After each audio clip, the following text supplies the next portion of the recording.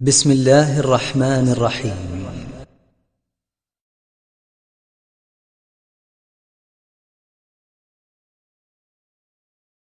لقد من الله على المؤمنين إذ بعث فيهم رسولا من أنفسهم يتلو عليهم آياته ويزكيهم ويعلمهم الكتاب والحكمة وإن كانوا من قبل لفي ضلال مبين.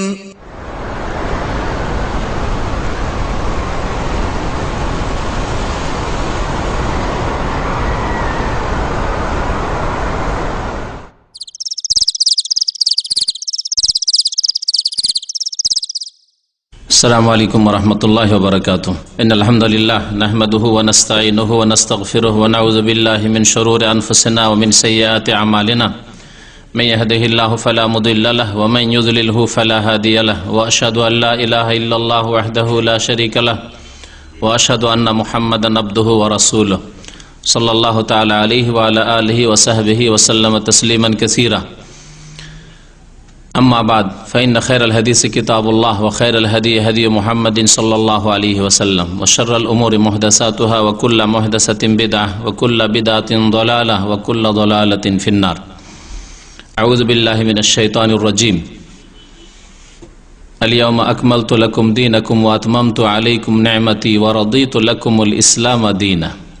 আল্লাহ পাক রব্বুল আলামিনের সমস্ত প্রশংসা যে আল্লাহ পাক রব্বুল আলামিন তার মনোনীত দিনকে পূর্ণাঙ্গ করে দিয়েছেন।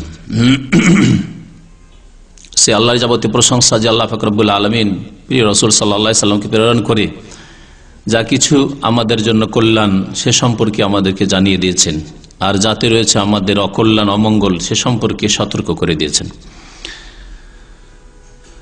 আজকে আরবি ইসলামিক মাস হচ্ছে রবিউল আউয়াল মাসের 8 তারিখ, 8ই রবিউল আউয়াল 1432 হিজরি।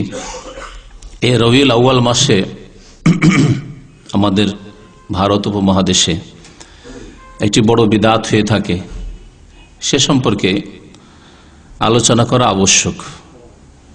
যদি এর আগে অনেক আলোচনা হয়েছে, কিন্তু আজকে একটা বিশেষ দিক নিয়ে আলোচনা করব তার, আর সেই বিদআতের নাম হচ্ছে মিলাদুন নবী। আর তারপরে সেটাকে আরো চাকচিক্য করে পেশ করা হচ্ছে এখন, সেটা হচ্ছে ঈদে মিলাদুন নবী। আমাদের সমাজের যারা সাধারণ মানুষ মিলাদ মানে জানে না। আসলে মিলাদ মানে বুঝে যে নবীর প্রতি দুরূদ সালাম পড়া, এরকম বুঝে না। এই জন্য শুধু রবিউল আউয়াল মাসে বাংলাদেশে মিলাদ হয় না, প্রতিদিন হয়। প্রতিদিন দিনে কয়েকবার করে মিলাদ হয়। অমুক জায়গায় মিলাদ আছে, আজকে জুমার পরে মিলাদ, নামাজের পরে মিলাদ। হ্যাঁ, মিলাদ মানে দুরূদ সালাম পাঠ করাকে মিলাদ বলে থাকে। মিলাদ ওয়ালাদা ইয়ালিদু থেকে, ওয়ালাদা ইয়ালিদু মানে জন্ম নেওয়া, আর ওতে থেকে হচ্ছে মিলাদ বা মৌলিদ, আরবিতে মৌলিদ, আর ওটাকে উর্দুতে মিলাদ করা হয়েছে। মৌলিদ মানে জন্মের স্থান অথবা জন্মের সময়কাল। তো মিলাদের তাহলে শাব্দিক অর্থ হচ্ছে জন্মবার্ষিকী। ইয়াউমুল মিলাদ মানে জন্মবার্ষিকী, বছরে একবার পালন করা ওই দিনটি যেই দিনে কারো জন্ম হয়েছে, যেই দিনে কারো জন্ম হয়েছে। আর ওর সাথে নবী লাগিয়ে দেবেন, মিলাদুন নবী মানে নবীর জন্মবার্ষিকী সাল্লাল্লাহু আলাইহি ওয়াসাল্লাম। আজকাল এই জন্মবার্ষিকী পালন করা শুধু নবী করিম সাল্লাল্লাহু আলাইহি সাল্লামের সাথেই সীমিত নয়, বরং প্রত্যেকের হচ্ছে। এই বিদআত বাড়তে বাড়তে ঘরে ঘরে প্রত্যেকের জন্মবার্ষিকী পালন করা শুরু হয়েছে। স্বামীর জন্মবার্ষিকী, স্ত্রীর জন্মবার্ষিকী, ছেলে মেয়েদের প্রত্যেকের বার্থডে বা জন্মবার্ষিকী পালন হচ্ছে। তারপরে বিবাহ দিবস, ম্যারেজ ডে পালন হচ্ছে। এসবগুলি ইহুদি খ্রিস্টান আল্লাহর শত্রুদের অন্ধ অনুকরণে মুসলিম সমাজে এসেছে। এগুলি এসেছে আল্লাহ শত্রুদের বাড়ি থেকে। আর মুসলিমরা যারা কোরআন এবং হাদিসকে মজবুত করে ধরে নেই, যারা নবী করিম সাল্লাল্লাহু আলাইহি ওয়াসাল্লামের তরিকাকে একমাত্র নাজাতের পথ, মুক্তির পথ মনে করে না, তাদেরকেই শয়তান এভাবে বিভ্রান্ত করতে পারে। যারা মনে করে যে একমাত্র মুক্তির পথ হচ্ছে রাসূলুল্লাহ সাল্লাল্লাহু আলাইহি ওয়াসাল্লামের নিয়ে আসা পথ, তাদেরকে কখনো শয়তান বিভ্রান্ত করতে পারবে না। জিন শয়তান বিভ্রান্ত করতে পারবে না, মানুষ শয়তান বিভ্রান্ত করতে পারবে না, আল্লাহ শত্রুরা তাদের কুসংস্কার, কুসভ্যতা আমাদের মাঝে ঢুকাতে পারবে না, কখনো পারবে না। এই জন্য তারা খাঁটি ইসলামের শত্রু, আর ভেজালযুক্ত ইসলামের তারা সাহায্য করে থাকে। তো এই মিলাদের অর্থ বুঝলেন তাহলে, মিলাদ মানে জন্ম বার্ষিকী, আর মিলাদুন নবী মানে নবী সাল্লাল্লাহু আলাইহি ওয়াসাল্লামের জন্মবার্ষিকী। ওর সাথে ঈদ শব্দ লাগে, ঈদে মিলাদুন নবী তিনটি শব্দের সমষ্টি। নবী করিম সাল্লাল্লাহু আলাইহি ওয়াসাল্লামের জন্মবার্ষিকী সম্পর্কে যে উৎসব ঈদ, ঈদ কয়টি ইসলামে? দুইটি ঈদ, ঈদ উল ফিতর আর ঈদ উল আজহা। নবী সাল্লাল্লাহু আলাইহি ওয়াসাল্লাম এই দুটিকে ঈদ বলেছেন। আর সাপ্তাহিক একটি বড় দিন রয়েছে, বড় ফজিলতের দিন রয়েছে, সাইয়্যিদুল আইয়াম বলেছেন নবী সাল্লাল্লাহু আলাইহি ওয়াসাল্লাম, সেটা হচ্ছে সাপ্তাহিক ঈদ, সেটা হচ্ছে জুমার দিন। যেমন ঈদের দিনে গোটা এলাকাবাসী ঈদগাহে একত্রিত হয় আল্লাহ পাকের ইবাদত বন্দেগীর জন্য, ঈদের সালাত আদায় করার জন্য, এবং সেখানে খতিবের বক্তব্য শোনার জন্য। মুসলিম যে সমস্যা রয়েছে, আকীদার সমস্যা হোক, আমলের সমস্যা হোক, আর বিভিন্ন পারিবারিক সামাজিক সমস্যা হোক, সেগুলির সমাধান খতিবের কাছ থেকে শোনার জন্য, আরবি মন্ত্র শোনার জন্য নয়। ঠিক তেমনি জুমার দিনে জুমা মসজিদে এক এলাকার, এক গ্রামের বা এক শহরের বেশ কিছু মহল্লার লোকেরা বড় মসজিদে, জামে মসজিদে হাজির হবে, আর সেখানে খতিবের খুতবা শুনে সমস্যার সমাধান নেবে। মন্ত্র শুনতে আসেনি, যে আরবিতে খুতবা পাঠ হবে, মন্ত্র শুনবে, আর কিছুই বুঝলো না, যেমন অন্যদের মন্ত্র হয়ে থাকে। হিন্দুদের মন্ত্র পাঠ করা হয় সংস্কৃত ভাষায়, আর সংস্কৃত হচ্ছে তাদের শুধু বেদের ভাষা। কোন ব্যক্তি পৃথিবী সংস্কৃত বলে না, সুতরাং সেই ভাষাতে সংস্কৃতের মন্ত্র পড়া হয়, বোঝা উদ্দেশ্য তাদের নয়, তা দিয়ে তাদের পুজো পাঠ হয়ে যায়। হিন্দুদের মতোই খানিকটা হয়ে গেছে আমাদের এই খুতবা পড়া। খুতবা 50 থেকে 100 বছর আগে যেসব খুতবার বই তৈরি হয়েছে, সেগুলি দেখে খুতবা পড়ে দেওয়া, আর মাশাআল্লাহ খুতবা শুনলো, চলে গেল, কিছুই বুঝলো না, মন্ত্র শুনলো। তো এই হচ্ছে জুমার দিন, হচ্ছে এক খুশির দিন, এক বড় দিন, ফজিলতের দিন। এর ছাড়া আর কোনো ঈদ নেই। দুইটি ঈদ নবী করিম সাল্লাল্লাহু আলাইহি ওয়াসাল্লাম দিয়েছেন, ঈদ উল ফিতর, ঈদ উল আজহা। তাহলে অন্য কোন দিনকে ঈদ বলা, এটি কি সুন্নত না বিদআত? নিঃসন্দেহে বিদআত। অন্য কোন দিনে উৎসব করা, বিশেষ কোন অনুষ্ঠান করা, বিশেষ কিছু আমল করা যা আল্লাহ পাক দেননি, তার রাসূল সাল্লাল্লাহু আলাইহি ওয়াসাল্লাম বলে যাননি, তা করা সুন্নত হবে কি? কখনো সুন্নত নাই। এই জন্মবার্ষিকী পালন করা কখন থেকে শুরু হলো, এর সূত্রপাত এ সম্পর্কে আমার সামনে এমন একটি থিসিস আছে। থিসিস বুঝেন তো, যেগুলি এমফিল বা পিএইচডি করার জন্য যে গবেষণামূলক কিছু লিখনি পেশ করা হয়, থিসিস বলে। মদিনা ইসলামিক বিশ্ববিদ্যালয়ে একটি থিসিস করা হয়েছে, আল আয়াদ ও আসারুহা আলাল মুসলিমিন, ঈদ সমূহ এবং তার প্রভাব মুসলিম জাতির উপর, এই বিষয়ের উপর।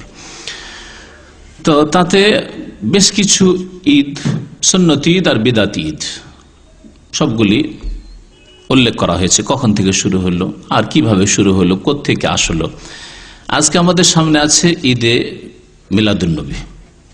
ঈদে মিলাদুন্নবী, এই ঈদে মিলাদুন্নবী বা মিলাদুন্নবীর সূত্রপাত কোত্থেকে, এবং তার আগে এমনি জন্মবার্ষিকী পালন করা কখন থেকে শুরু হয়, আর এসবগুলি আলোচনা আছে। আসল বিষয় যেটি আজকে পেশ করে, সেটা হচ্ছে যে মিলাদুন্নবী সম্পর্কে যে বিদআতপন্থীদের, যারা মিলাদপন্থী, মিলাদ করে থাকে, জন্মবার্ষিকী পালন করে থাকে বা রবিউল আউয়ালে, তাদের যে সংশয়গুলি, এগুলি দলিল, এই জন্য বলবো না যে সেগুলি দলিল নয়, না কোরআনে কারীমের দলিল আছে স্পষ্ট, আর নবী সাল্লাল্লাহু আলাইহি ওয়াসাল্লামের হাদিসের কোনো স্পষ্ট দলিল আছে। সুতরাং দলিল ওগুলি যেগুলি আসলে প্রমাণ, আর তারা যেগুলি পেশ করে থাকে তাদের প্রচার মাধ্যমগুলিতে মিলাদের পক্ষে, সেগুলি দলিল নয়, বরং তাদের সংশয়।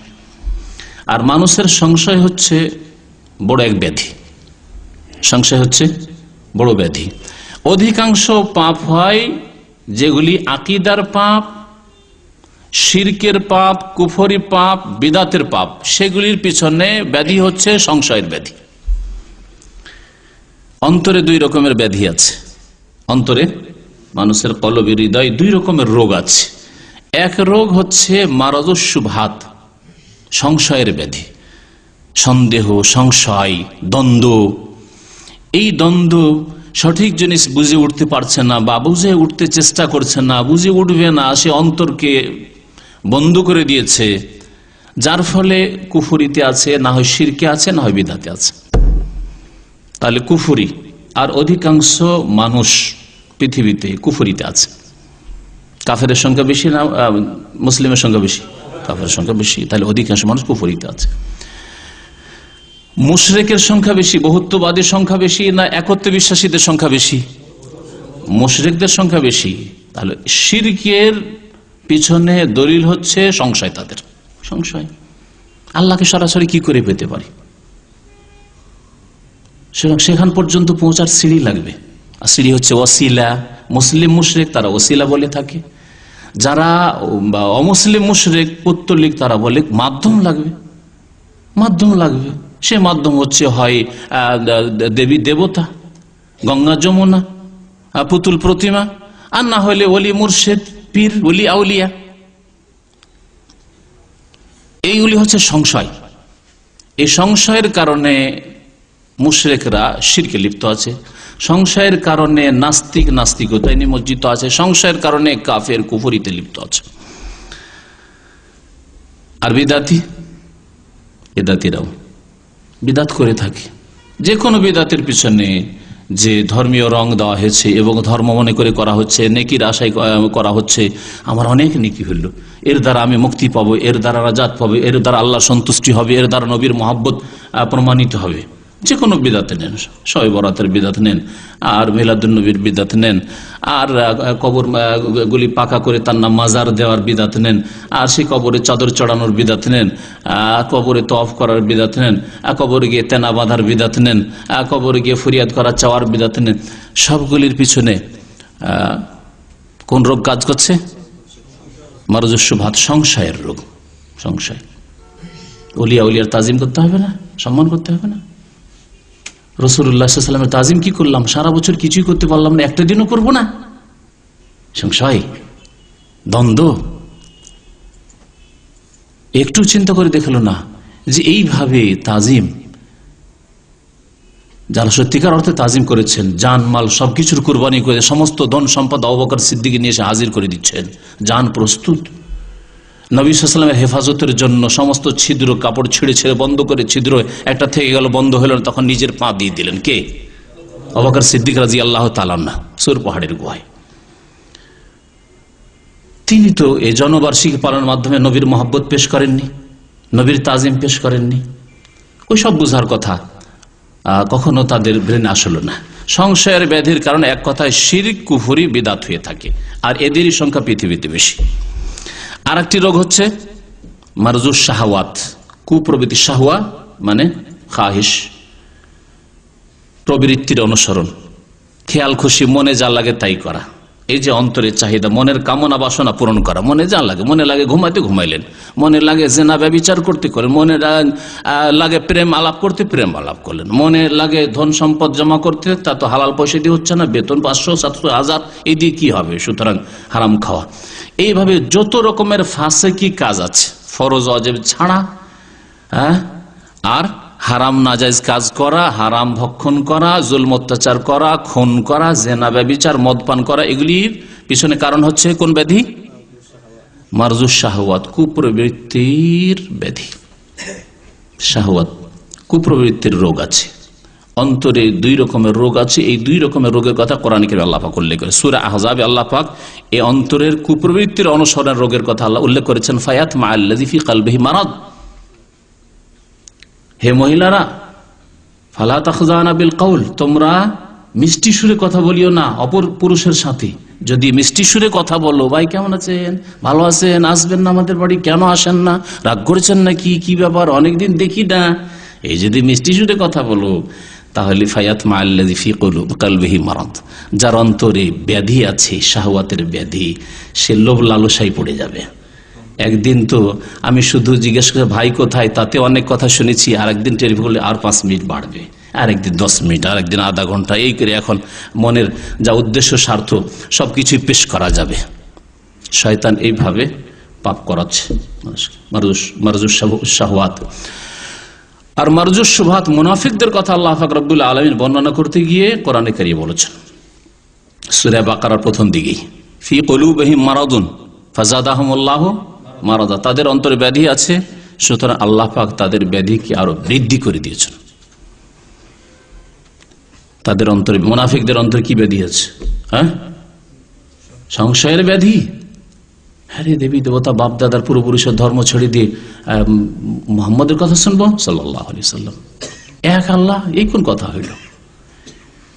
তারপরে মুনাফিক দেখছি যে এইভাবে যদি থাকি, যে মানব না তাকে, তা আমাদের ক্ষয়ক্ষতি করতে পারে। যদি মুহাম্মদ সাল্লাল্লাহু আলাইহি সাল্লাম জিতে যান তাহলে তো আমাদের ক্ষয়ক্ষতি হবে, আমাদের এখানে মদিনা থেকে উৎখাত হইতে হবে, সুতরাং মুখে কলেমাটা পড়িনি। এইভাবে মুনাফিক তৈরি হয়েছে। তো মুনাফিক, কাফের, মুশরিক, বিদাতি তৈরি হয়েছে মারজুস শুবহাতের কারণে, সংশয়ের ব্যাধির কারণে। পক্ষান্তরে যত পাপিষ্টরা আছে, হারাম কাজ করার পাপ আর ফরজ অজেব ত্যাগ করার পাপ, এইসব পাপ যারা করে থাকে তাদের অন্তরে কি আছে? মারজুস শাহওয়াত আছে। নামাজ পড়ে না কেন?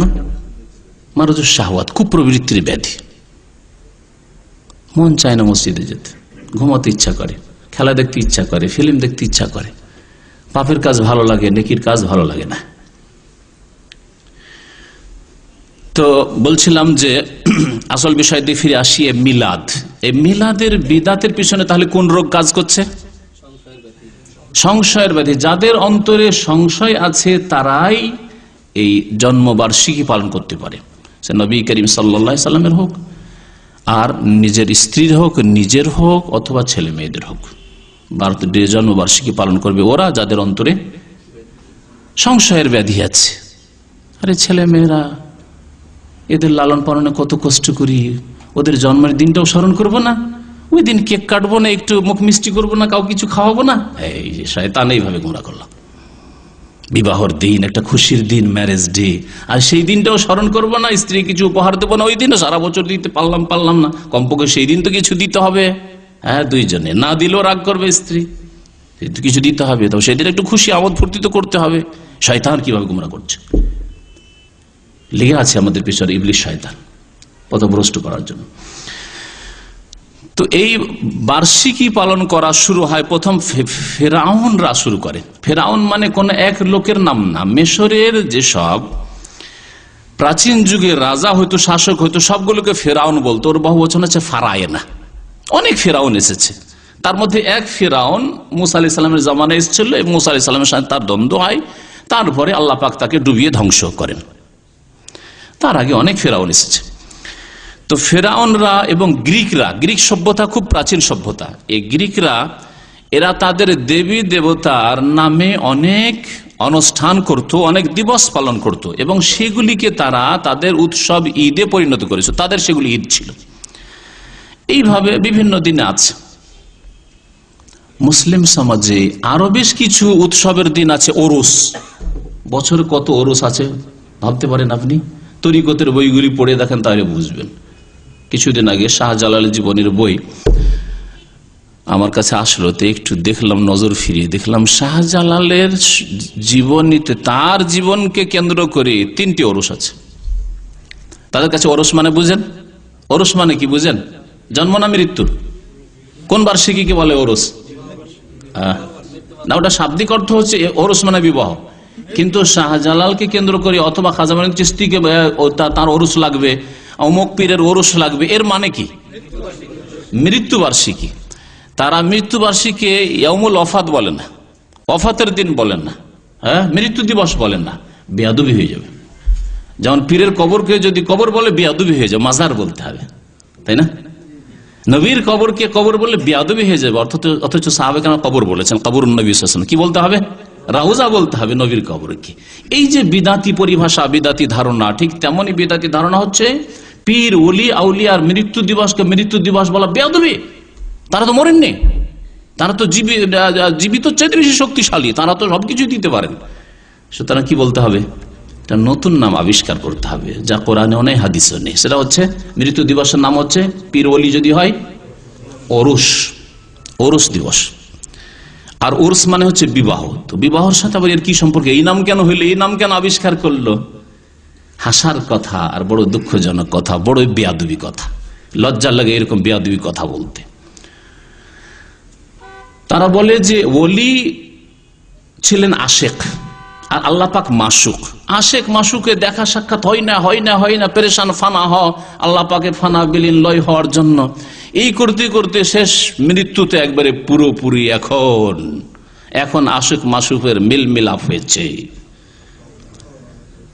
যদি কোনো যুবক যুবতীর যদি প্রেম থাকে, দেখা সাক্ষাতের কোনো সুযোগ হচ্ছে না, কিন্তু প্রেম আছে, দূর থেকে প্রেম আছে। কোন দিনে বৈধ তরিকায়, কোন দিনে গিয়ে মিলন হতে পারে, সাক্ষাৎ হতে পারে? বিবাহর দিনে, তাই না? আর বিবাহর দিনকে কি বলে আরবিরা? ঔরুস বলে। এখানে ওই লেবাসগুলো তৈরি করে যে প্রথম ওই কন্যাকে পরাবার জন্য, ওটার নাম কি? আরুসা, জানেন তো? হ্যাঁ, আরুস ওই মেয়েটিকে বলে। আর উর্স বিবাহ, আর আরিস বলে ওই ছেলে বরকে। আরিস আর আরুস আর উর্স মানে বিবাহ, উর্স মানে উর্স বিবাহর দিন। আর আরিস বলে বরকে, স্বামীকে, নতুন স্বামী যে হতে যাচ্ছে। আর আরুস বলে ওই মেয়ে কন্যা, পাত্রীকে। এরা কি বেয়াদবি করলো যে এতদিন আয়েশ হয়েছে, প্রেম হয়েছে আল্লাহর সাথে, কিন্তু ওইভাবে দেখা সাক্ষাৎ হয়নি। যদিও তাদের কিচ্ছা কাহিনীতে আছে যে আরো সেও চলে যায়, বেঁচে থাকে, পাগল চলে গেল, আরো সে আছে না? নেই। যে হক্কানি পীর যাকে মনে করে তার কিতাব আছে, পড়ে শুনিয়েছি, তাহলে বাকিগুলো তো আছে। তারপরেও মৃত্যুর দিন বলা তো বেয়াদবি। সেই দিন গিয়ে আল্লাহর সাথে মিল হচ্ছে ওরসের বিবাহর দিন। যেমন আশেক মাসুক প্রেমিকার যে সাক্ষাৎ হয়, ওইরকম আল্লাহর সাথে সাক্ষাৎ হচ্ছে। কত বড় বেয়াদবির সাদৃশ্য! এই সাদৃশ্যতা, এই তুলনা করা কত বড় বেয়াদবি আল্লাহ পাকের সাথে। তো কি বলছিলাম যে ওরস আমাদের দেশে যে পালন হয় পীর ওলি বুজুর্গদের নামে, এগুলি হচ্ছে ঈদ, এগুলি হচ্ছে উৎসব, যা আল্লাহ পাক নাজিল করেননি। ভাববেন না যে এগুলির কোনো অস্তিত্ব ইসলামে আছে। কোন ওরস ইসলামে নেই। আপনার বিবাহ ওরস আছে, আর সেটা আগামীতে পালন করা নেই। যেদিন হয়ে গেছে বিবাহ। মৃত্যু দিবস, ওলি ওলিয়া বুজুর্গ পাকা কবরওয়ালার যদি মৃত্যু দিবস হয়, তো সেই দিন ওরস পালন হবে। শাহজালার জীবন, আচ্ছা মরলো তো একদিন, সে বেচারা একদিন না 3 দিন ওরস লাগে। শাহজালালে বছরে 3 বার ওরস লাগে। আমি পড়েছি সেই কিতাবে শাহজালালের জীবনীতে। তাহলে এগুলি যে ব্যবসা, পেটের ব্যবসা, একদিন করে তো যথেষ্ট আয় ইনকাম হচ্ছে না। আমাদের দেশে কিছু মাদ্রাসা আছে যেগুলি বেসরকারি কওমি মাদ্রাসা, এগুলিতে আমাদের বাৎসরিক জালসা, অনেক সময় বাৎসরিক জালসা করেও কালেকশন দিয়ে আমাদের মাদ্রাসা চালানো যাচ্ছে না। তখন কি হয় জানেন? বছরে 2টো জালসা হয়, 2-3টে জালসা করে কালেকশন হয়। ঠিক তেমনই ওরসগুলো, পেট ভরছে না, পেট জাহান্নাম হয়ে গেছে। হালমিম মজিদ, 1 ওরস দিয়ে কাজ হইল না, 1 ওরস দিয়ে কাজ হইল, 2 ওরস, 3 ওরস। ফিরে আসি এই মিলাদের দিকে। এই মিলাদ জন্মবার্ষিকী পালন করা শুরু হয় খ্রিস্টানদের মধ্যে। খ্রিস্টানরা ঈসা আলাইহিস সালামের জন্মদিন তারা কল্পিতভাবে নিল 25শে ডিসেম্বর। তার কোনো ওইরকম বলিষ্ঠ দলিল প্রমাণ নেই যে এই দিনে 25শে ডিসেম্বর ঈসা আলাইহিস সালামের জন্ম। কোনো তারিখ, কোনো ইতিহাস, কোনো হিস্ট্রি লেখা নেই। তারপরে 25শে ডিসেম্বর ওরা পালন করা শুরু করলো ঈসা আলাইহিস সালামের জন্ম উপলক্ষে। মিশরে শিয়া, রাফেজি এবং কট্টরপন্থী শিয়াদের মধ্যে অনেক ফিরকা আছে, চরমপন্থী, কট্টরপন্থী আছে, সবচেয়ে হালকাপন্থী জাইদিয়া আছে। তো এদের রাজত্ব কায়েম হইল, যাদেরকে ওবাইদি বলা হইতো। এরা ওবাইদুল্লাহ ইবনে মামুন আল কাদ্দার বংশের, সেজন্য তাদেরকে ওবাইদি বলা হইতো। আহলে সুন্নাত ওয়াল জামাতের উপরে চরম জুলম অত্যাচার তারা করেছিল মিশরে সেই জামানায়। অসংখ্য সুন্নিদেরকে হত্যা করেছিল তারা এই তাদের রাজত্বকে ধর্মীয় রং দেওয়ার জন্য নাম দিয়েছিল ফাতেমি হুকুমত, আদ-দাওলা আল ফাতেমিয়া, ফাতেমি রাজত্ব, ফাতেমা রাদিয়াল্লাহু তাআলা আনহার নামে। কারণ ফাতেমা রাদিয়াল্লাহু তাআলা আনহার নাম যদি উচ্চারণ করে সবাই ভালোবাসে। কে ভালোবাসে না রাসূলুল্লাহ সাল্লাল্লাহু আলাইহি ওয়াসাল্লামের মেয়েকে? সুন্নিও ভালোবাসে, শিয়াও ভালোবাসে, ঠিকইও ভালোবাসে। সুতরাং ওই হুকুমতকে ইতিহাসের পাতায় যে ফাতেমি হুকুমত লেখা হয়েছে, ফাতেমি বলা জায়েজ নয়। কারণ ফাতেমা রাদিয়াল্লাহু তাআলা আনহার সাথে তাদের কোনো সম্পর্ক নেই, না আত্মীয়তা রক্তের সম্পর্ক আছে, না আকীদার সম্পর্ক আছে। এই হুকুমত ছিল ওবাইদি হুকুমত। তারা দেখলো যে মিশরের যে খ্রিস্টানরা, এখনো খ্রিস্টান বাস করে এবং বড় বড় পোস্টে এই খ্রিস্টানরা এখনো চাকরি করে থাকে মিশরে। তখনকার যুগে খ্রিস্টানকে দেখলো যে এরা 25শে ডিসেম্বরে জন্মবার্ষিকী পালন করে ঈসা আলাইহিস সালামের, আমরা কেন দুর্বল থাকবো? আমাদের কাছে রাজত্ব, আমরা মুহাম্মদ রাসূলুল্লাহ সাল্লাল্লাহু আলাইহি সাল্লামের জন্মবার্ষিকী মিলাদ পালন করব। প্রথম শুরু হলো। এটা কখন শুরু হয়? কানা আওয়াখির আল কারনার রাবে আল হিজরি, হিজরীয় 4র্থ শতাব্দীর শেষ দিকে, হিজরীয় 4র্থ শতাব্দীর শেষ দিকে এই ফাতেমি রাজত্ব, যে ফাতেমি তারা দাবি করত, ওবাইদি রাজত্ব শুরু হয় এবং তারা ইসলামের ইতিহাসে প্রথম মিলাদ শুরু করে 4র্থ শতাব্দী, মানে বুঝছেন তো, 4র্থ শতাব্দীর শেষ দিকে, অর্থাৎ 380 থেকে 400 পর্যন্ত এই দিকটাই। তাহলে প্রায় কাছাকাছি 450 বছর, 450 বছর ধরে নবী সাল্লাল্লাহু আলাইহি সাল্লামের হিজরতের পরে 450 বছর চলে গেছে। 1 নয়, 2 নয়, 100, 200 নয়, 450 বছর এই মিলাদ নবী সাল্লাল্লাহু আলাইহি সাল্লামের নামে জন্মবার্ষিকী পালন করা মুসলিমের করা তো দূরের কথা, তারা স্বপ্নেও দেখেনি যে এটা চালু হবে আর এটা ধর্মে পরিণত হবে, এর নাম ঈদ হবে। আর তা প্রথম কে শুরু করেছে? শিয়া রাফেজিরা শুরু করেছে, যাদের দিন হচ্ছে বাতিল দিন শুরু থেকে শেষ পর্যন্ত। যাদের দিন সম্পর্কে ইমাম ইবনে তাইমিয়া রাহমাতুল্লাহ আলাইহি বলেছেন যে ইহুদিদেরকে জিজ্ঞাসা করা হয়েছিল যে মুসা আলাইহিস সালামের, না তোমাদের মধ্যে জিজ্ঞাসা করা হয়েছে তোমাদের মধ্যে সবচাইতে ভালো মানুষ কারা মুসা আলাইহিস সালামের পরে? মান খায়রুকুম বাদা মুসা আলাইহিস সালাম, মুসা আলাইহিস সালামের পরে তোমাদের মধ্যে শ্রেষ্ঠ কারা? তখন ইহুদিরা বলেছিল, যাদেরকে আল্লাহ অভিশপ্ত মাকজুব আলাইহিম বলেছে, তারপরও তাদের জবাব সুন্দর ছিল। তাদের জবাব ছিল আসহাব মুসা, মুসা আলাইহিস সালামের সাথী সঙ্গীগণ, মুসা আলাইহিস সালামের সহচর যারা সঙ্গী, তারা সবচেয়ে শ্রেষ্ঠ আমাদের মধ্যে মুসা আলাইহিস সালামের পরে। নাসারা খ্রিস্টানদেরকে জিজ্ঞাসা করা হলো মান খায়রুকুম বাদা ঈসা আলাইহিস সালাম, ঈসা আলাইহিস সালামের পরে তোমাদের মধ্যে শ্রেষ্ঠ কারা? তখন তারা বলেছিল হাওয়ারি ও ঈসা আলাইহিস সালাম, ঈসা আলাইহিস সালামের সহচরগণ, হাওয়ারি তাদেরকে বলা হইতো। কাল আল হাওয়ারিউনা নাহনু আনসারুল্লাহ, কোরআনে আছে না হাওয়ারিদের নাম? হাওয়ারি, ঈসা আলাইহিস সালাম হাওয়ারি মানে সঙ্গী, তাদেরকে শ্রেষ্ঠ তারা বলেছিল। আর রাফেজি শিয়াদেরকে জিজ্ঞাসা করা হইল যে মান শাররুকুম, তোমাদের মধ্যে সবচেয়ে নিকৃষ্ট কারা? তখন তারা জবাব দিয়েছিল আসহাবু মুহাম্মদ সাল্লাল্লাহু আলাইহি ওয়াসাল্লাম, মুহাম্মদ সাল্লাল্লাহু আলাইহি ওয়াসাল্লামের সাথী আবু বকর, ওমর, উসমান, 5 জন ছাড়া 1,24,000 সাহাবী সাহাবিয়াত, নারী পুরুষ নবী সাল্লাল্লাহু আলাইহি ওয়াসাল্লামের সাথে বিদায় হজ করেছেন।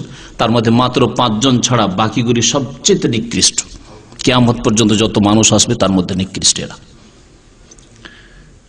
পরে খোমেনি তার ইসলামী গভর্নমেন্ট একটি কিতাব আছে আল হুকুমাতুল ইসলামিয়া, তাতে লিখেছে যে এই মুসলিম জাতির ফিতনার মূল উৎস হচ্ছে আবু বকর, ওমর।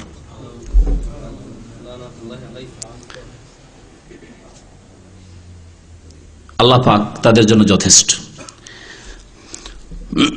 তো এই শিয়াদের মাধ্যমে প্রথম মিলাদ চালু হয় মিশরে।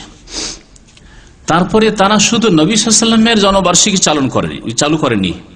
ইতিহাসে লেখা হয়েছে তাদের সম্পর্কে যে তারা 20টি উৎসব চালু করেছিল, আর সেগুলিকে ঈদ বলে আখ্যায়িত করেছিল।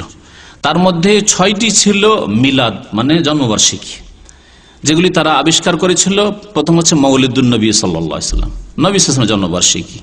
দ্বিতীয় ছিল মৌলিদ আলী ইবনে আবি তালেব, আলী রাদিয়াল্লাহু তাআলার জন্মবার্ষিকী। আবু বকর চালু করেনি। অনেকে ধোকা খায় আজকাল, ইরানের ওই বেতার রেডিও শুনে অনেকে ধোকা খায়। বাংলা ইরান শুনে বাঙালিরা, আর ইসলামের কথা যখন শুনে, দেখেন কত সুন্দর কথা বলে। আপনাদেরকে একটা কথা ভালো করে লক্ষ্য করতে বলছি, কোনো দিন লক্ষ্য করে যারা নিয়মিত শোনেন তাদেরকে বলছি যে মনে করেন যে কোনো দিন আপনি কি শুনেছেন আবু বকরের নাম ইরানের প্রচার মাধ্যমে? কোনদিন ওমরের নাম শুনেছেন? কোনদিন ওসমানের নাম শুনেছেন রাদিয়াল্লাহু তাআলা আনহু আজমাইন, তাদের নাম শুনেছেন? হ্যাঁ, নবী সাল্লাল্লাহু আলাইহি ওয়াসাল্লামের মেয়েদের মধ্যে যায়েনব, উম্মে কুলসুম, রুকাইয়া রাদিয়াল্লাহু তাআলা আনহু আজমাইন, তাদের নাম কখনো শুনেছেন? কখনো শুনবেন না। তাদের বেশ কিছু পত্র পত্রিকা আমার কাছে এসেছে, আমি পড়ে চেক করে দেখেছি, পুরো পত্রিকা পড়ে দেখলাম, একবার নাম নেই। আর যদি কোথাও থাকে তাহলে লানত আর গজবের সাথে বদদুয়া অভিশাপের জন্য দিয়ে নাম উল্লেখ করা হয়েছে। আলী, ফাতেমা, হাসান, হোসেন, সালমান ফার্সি। মিলাদ চালু করলো আলী বিন আবি তালেব রাদিয়াল্লাহু তাআলা আনহু।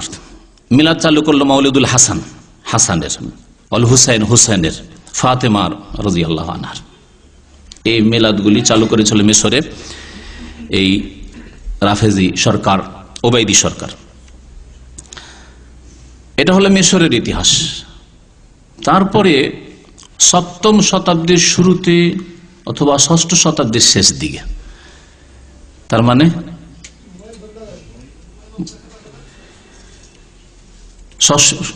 ষষ্ঠ শতাব্দীর শেষে অথবা সপ্তম শতাব্দীর শুরুতে, তাহলে 600 বছর পর্যন্ত সুন্নিদের মধ্যে, সুন্নি মানে হানাফি, শাফেঈ, মালিকি, হাম্বলি, আহলে হাদিস, কারো মধ্যেই মিলাদ ছিল না।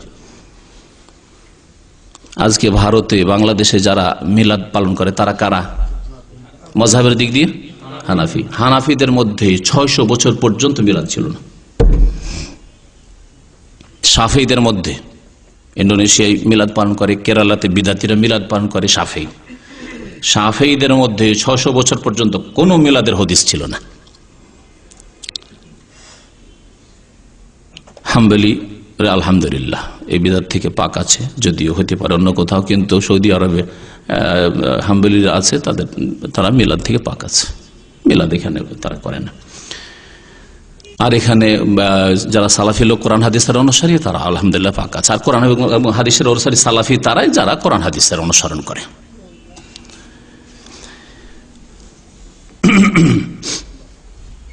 মালিকিদের মধ্যে, মালিকিরা আফ্রিকাতে রয়েছে, মালিকিদের মধ্যে যদি এই মিলাদ কোথাও দেখতে পান, মালিকিদের মধ্যেও 600 বছর পর্যন্ত নবী সাল্লাল্লাহু আলাইহি ওয়াসাল্লামের পরে মিলাদের কোনো হদিস ছিল না। সুন্নিদের মধ্যে মিলাদ ছিল না। সুন্নিদের মধ্যে প্রথম মিলাদ চালু করে বাদশাহ মুজাফফর আবু সাইদ কুকুবুরি, শুরু করে এরবেল শহরে, ইরাকের মধ্যে একটি এরবেল শহর, সেই শহরে শুরু করে। এ ছিল শাসক হিসাবে শুরু করেনেওয়ালা সুন্নিদের মধ্যে মিলাদ। আর এক মোল্লা ছিল, মোল্লাদের দিয়ে অনেক বিদাত হয়েছে। হ্যাঁ, মোল্লা মুন্সি দিয়ে বহু বিদাত চালু হয়েছে। যেমন বাংলাদেশে আর পশ্চিম বাংলায় যে দুরুদ পড়া হয়, জলসার দুরুদ, ওয়াজ মাহফিলের দুরুদ, আল্লাহুম্মা সাল্লি আলা সাইয়্যিদিনা মাওলানা মুহাম্মদ ওয়া আলা আলি সাইয়্যিদিনা মাওলানা মুহাম্মদ, এই সুর করে যে পড়া হয়, আল্লাহুম্মা শুরু করে দিল, আরাম করছে। আমি বক্তব্য করছি, আরাম পাই না, কিন্তু এই ওসিলা, এটা একটা আরামের ওসিলা বক্তার। আল্লাহুম্মা শুরু করিয়ে দিলাম, আপনারা থাকেন বলেন, আর আমি একটু আরাম করি, চাপানি খাই।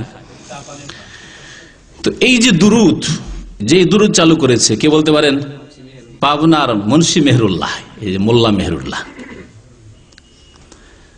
রাসূলুল্লাহ সাল্লাল্লাহু আলাইহি ওয়াসাল্লাম না, তার সাহাবায়ে কেরাম না, তাবেঈন না, তাবেঈন না, ইমাম আবু হানিফা না, শাফি না, মালিক না, আহমদ না, ইমাম আবু হানিফার দুই ছাত্র, দুই হাত আবু ইউসুফ মুহাম্মদ, কেউ না, রাহমাতুল্লাহি আলাইহিম আজমাইন। ইংরেজদের আমলে হবে, আমার জানা নেই। ইংরেজদের আমলে শিরক বিদআত নিয়ে ব্যস্ত থাকো, আর আমরা ডিভাইড অ্যান্ড রোল। তোমরা বিভক্ত থাকো, তরিকত আবিষ্কার করতে থাকো, আর সেই নিয়ে পীর এসব নিয়ে ব্যস্ত থাকো, আর আমরা আমাদের রাজত্ব করতে থাকি। এই ছিল পলিসি ইংরেজদের।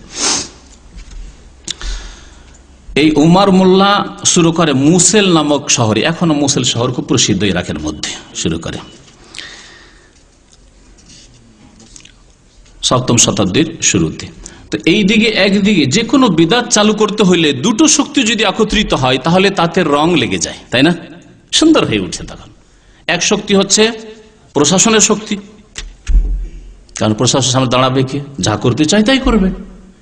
আর আরেক শক্তি হচ্ছে ধর্মীয় শক্তি। বিদআতি ধর্মীয় শক্তি দিল ওমর মোল্লা, ধর্মীয় রং দিল যে মিলাদ করা ভালো, শুভ কাজ, নেকির কাজ, নবীর মহব্বতের কাজ। এদিকে ধর্মীয় রং পেয়ে গেল ওমর মোল্লা বলছে। তখনকার যুগে মোল্লাদের খুব মূল্য ছিল। মোল্লা মানে তারা সেই যুগের বড় বড় পদে ছিল। আর এইদিকে সরকারের সমর্থন পেল, যে কোনো বিদআতের ক্ষেত্রে সরকারের সমর্থন পেলে সেটা শক্তিশালী হবে। আরাফাতেও নেতারা ওইভাবে হাজির হয় না যেভাবে বিশ্ব ইজতেমাতে আখিরি মোনাজাতে হাজির হয়, সরকারি সমর্থন। বুঝতে পারছেন না? বিদআতের জন্য এই একদিকে আলেম ওলামা এক শ্রেণীর লেগে আছে, বিদআতে আলেম ওলামা, এইদিকে এক শক্তি বাজাচ্ছে, এতগুলি আলেম ওলামা আসছে। আর একদিকে সরকার উঠে যাচ্ছে, যেমন তেমন কথা নাকি, এ তো বিশ্ব ইজতেমা, আমাদের আরাফা, গরিবদের আরাফা, এটা গরিবদের হজ। দ্বিতীয় আরাফা বলে, দ্বিতীয় আরাফা, তারপরে হজের কথাও বলে। এই গত কয়েক বছর বিবৃতি নেওয়া হয়েছে, সেই বিবৃতিগুলো আমাদের কাছে এসেছে যে সাধারণ লোকেরা খেদমত করছে এই অনুপ্রেরণার এই জজবা নিয়ে, যে আমরা এই তো হজ আরাফার খেদমত করছি এবং এই হজের সওয়াবের আশা এখানে এসেছি। তো এই ছিল শুরু। তাহলে চিন্তা করেন, যেই কাজ নবী সাল্লাল্লাহু আলাইহি ওয়াসাল্লামের জামানায় ছিল না, সাহাবা কেরামের জামানায় ছিল না, তাবেঈনদের জামানায় ছিল না, তাবেঈনদের জামানায় ছিল, স্বর্ণ যুগে ছিল না, তারপরেও ছিল না, সুন্নিদের মধ্যে শুরু হইল 600 বছর পরে, সেটা সুন্নত না বিদআত? তারপরেও বিদআতীদের যে সংশয় আছে সেই সংশয়গুলি সম্পর্কে আলোচনা করি সংক্ষেপে। সংশয় তাদের বেশ কিছু আছে, যতটা আল্লাহ তৌফিক দেবে ইনশাআল্লাহ তা আপনাদের সামনে পেশ করার চেষ্টা করব।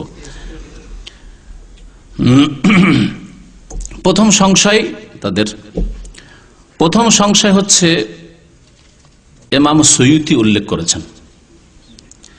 সেটা হচ্ছে, খুব সংক্ষেপে বলতে হলে, আশুরা রোজার উপরে কিয়াস করা। আশুরা রোজা মানে মুহররমের 10 তারিখে, 10ই মুহররমের রোজা।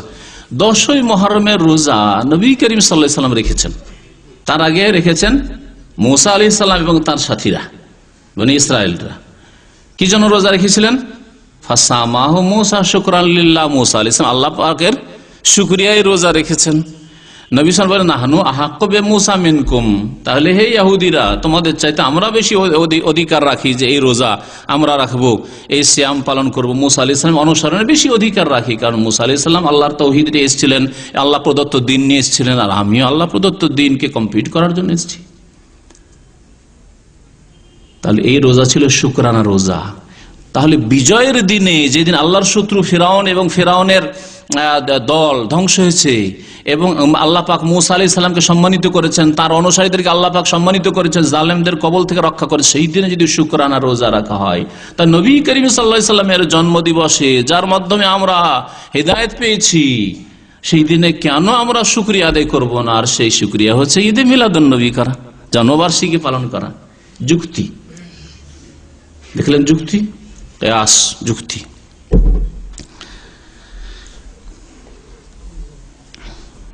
এর উত্তর, প্রথম উত্তর হচ্ছে যে ইমাম সুয়ুতি হাফেজ বিন হাজার রহমতুল্লাহ আলাইহি থেকে উল্লেখ করেছেন, যেই বিষয়টি উল্লেখ করেছেন আর সেটা পড়ে শোনায়। হাফেজ বিন হাজার রহমতুল্লাহ আলাইহি বলছেন, আসলু আমালিল মাউলিদ বিদআতুন। হাফেজ বিন হাজার রহমতুল্লাহ আলাইহি মিশরের বড় মুহাদ্দিস ছিলেন, বরং মুতাআখিরিন পরবর্তীকালের আলেমদের মধ্যে তার মতো বড় মুহাদ্দিস পাওয়া যায়নি। বুখারী শরীফের ভাষ্য 12 খণ্ডে লিখেছেন, ফতুল বারী। তার বহু কিতাব রয়েছে, হাদিসের একটি সংকলন আছে বুলুগুল মারাম। তার ইবনে হাজার রহমতুল্লাহ আলাইহি বলছেন এই জন্মবার্ষিকী পালন করা সম্পর্কে, নবীর মিলাদ সম্পর্কে, যে আসলু আমালিল মাউলিদি বিদআতুন, বিদআত হচ্ছে মিলাদ করা, মিলাদ করার আমল হচ্ছে বিদআত। লাম ইউনকাল আন আহাদিম মিনাস সালাফিস সালেহ, সালাফে সালেহিন মানে সাহাবায়ে কেরাম, তাবেইন, তাবা তাবেইন, এরা সালাফে সালেহিন। সালাফে সালেহিনদের মধ্যে থেকে কারো থেকে প্রমাণিত নাই মিনাল কুরুনি সালাসা, তিনটি যুগের, তিনটি যুগ মানে সাহাবায়ে কেরামের যুগ, তাবেইনদের যুগ আর তাবা তাবেইনদের যুগ রাহমাতুল্লাহি আলাইহিম আজমাইন, তাদের কোন যুগে পাওয়া যায় না। এই কথা তিনি প্রথম উল্লেখ করেছেন। তারপরে তিনি উল্লেখ করেছেন যে এই মিলাদকে এর উপরে কিয়াস করা হয়েছে। তাহলে আসলে তো তিনি বলে দিলেন যে এটা বিদআত। তারপরে তিনি উল্লেখ করেছেন ওদের কথা যারা কিয়াস করেছে এর উপর।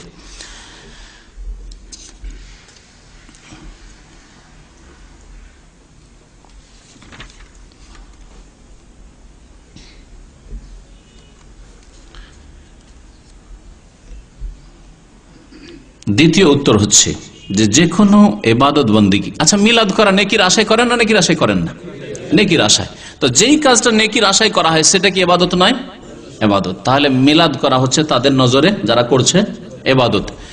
ইবাদতের বুনিয়াদ হইতে হবে, ইবাদতের ভিত্তি স্থাপিত হইতে হবে অনুসরণের উপর, ইত্তিবার উপর। কার? রাসূলুল্লাহ সাল্লাল্লাহু আলাইহি ওয়াসাল্লামের অনুসরণের উপর, প্রবৃত্তির অনুসরণের উপর নয়, আর নতুন আবিষ্কারের উপর নয় যে নতুন নতুন কাজ করব আর ইবাদত মনে করব আর নেকি করব না। ইবাদতের মৌলিক নীতি হচ্ছে যে ইবাদত হবে একমাত্র আল্লাহ পাকের জন্য, যার নাম হচ্ছে ইখলাস। ইবাদত কবুল হওয়ার কয়টি শর্ত? দুইটি শর্ত। প্রথম হচ্ছে ইখলাস, মানে ইবাদত হইতে হবে কার জন্য? একমাত্র আল্লাহর জন্য। আর দ্বিতীয় শর্ত হচ্ছে যে একমাত্র নবী সাল্লাল্লাহু আলাইহি ওয়াসাল্লামের অনুসরণ করে ইবাদতবন্দি করতে হবে, যেইভাবে নবী সাল্লাল্লাহু আলাইহি ওয়াসাল্লাম ইবাদত করেছে সেভাবে ইবাদত করতে হবে। তাহলে নামাজ কিভাবে পড়তে হবে? যেইভাবে রাসূলুল্লাহ সাল্লাল্লাহু আলাইহি ওয়াসাল্লাম নামাজ পড়েছেন। দোয়া করতে হবে কিভাবে? যেইভাবে রাসূলুল্লাহ সাল্লাল্লাহু আলাইহি ওয়াসাল্লাম দোয়া করেছেন। জিকির করতে হবে কিভাবে? যেইভাবে রাসূলুল্লাহ সাল্লাল্লাহু আলাইহি ওয়াসাল্লাম জিকির করেছেন। এই জন্য জিকিরের ক্ষেত্রে আমাদের সে অধিকাংশ বিদআত, যারা জিকিরকারী তারা অধিকাংশ বিদআতের মধ্যে রয়েছে। এই বিষয়টিকে ছেড়ে দিচ্ছে। আল্লাহ পাক কোরআনে কারীমে ইরশাদ করেছেন সূরা মুলকে, লিয়াবলুয়াকুম আইয়ুকুম আহসানু আমালা। আল্লাহ পাক হায়াত মত সৃষ্টি করেছেন, এই কথা বলার পর বলছেন তোমাদের পরীক্ষা করার জন্য, যাতে করে জানেন আল্লাহ, লিয়াবলুয়াকুম পরীক্ষা করার জন্য, আইয়ুকুম আহসানু আমালা তোমাদের মধ্যে কে ভালো আমলকারী। আহসানু আমালা বেশি আল্লাহ বলেন, আকসারও বলেননি। এই আহসানু আমালা কি? ইমাম ইবনে কাসির রাহমাতুল্লাহ আলাইহি তাফসীর ইবনে কাসিরে বলছেন যে তার তাফসীর হচ্ছে আখলাসুহু ওয়া আসওয়াবুহু, সেই আমল যাতে করে ভালো কখন হবে? যাতে করে খালেস হয়, অর্থাৎ একমাত্র আল্লাহর জন্য হয়। আর আসওয়াবুহু মানে সঠিক যাতে হয়, সঠিক পদ্ধতিতে হয়। সব মানে দুরুস্ত, সঠিক হওয়া, সঠিক পদ্ধতিতে হয়। তাহলে সঠিক পদ্ধতিতে কখন হবে? যখন রাসূলুল্লাহ সাল্লাল্লাহু আলাইহি ওয়াসাল্লামের তরিকা ইবাদত করবেন। তাহলে এই দুইটি শর্ত যদি থাকে তাহলে আহসানুকুম আমালা হবে, লিয়াবলুয়াকুম আইয়ুকুম আহসানু আমালা, তাহলে ভালো আমল হবে।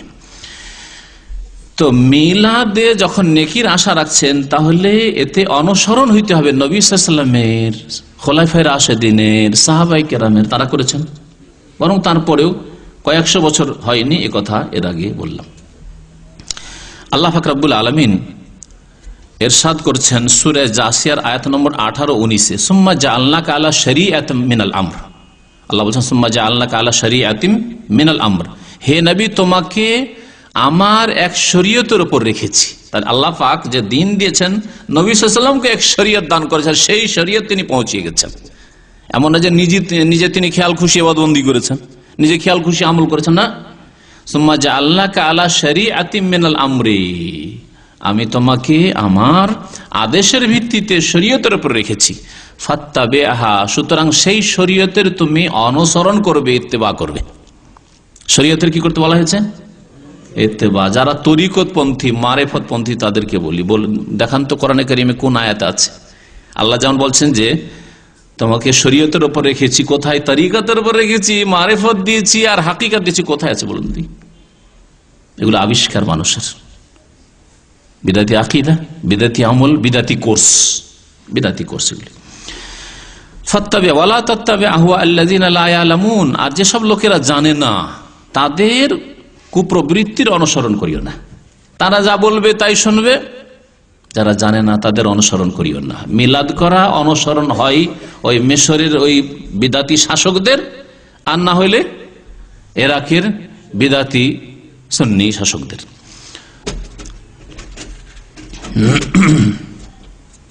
তারপরে আশুরার উপরে কিয়াস করবেন।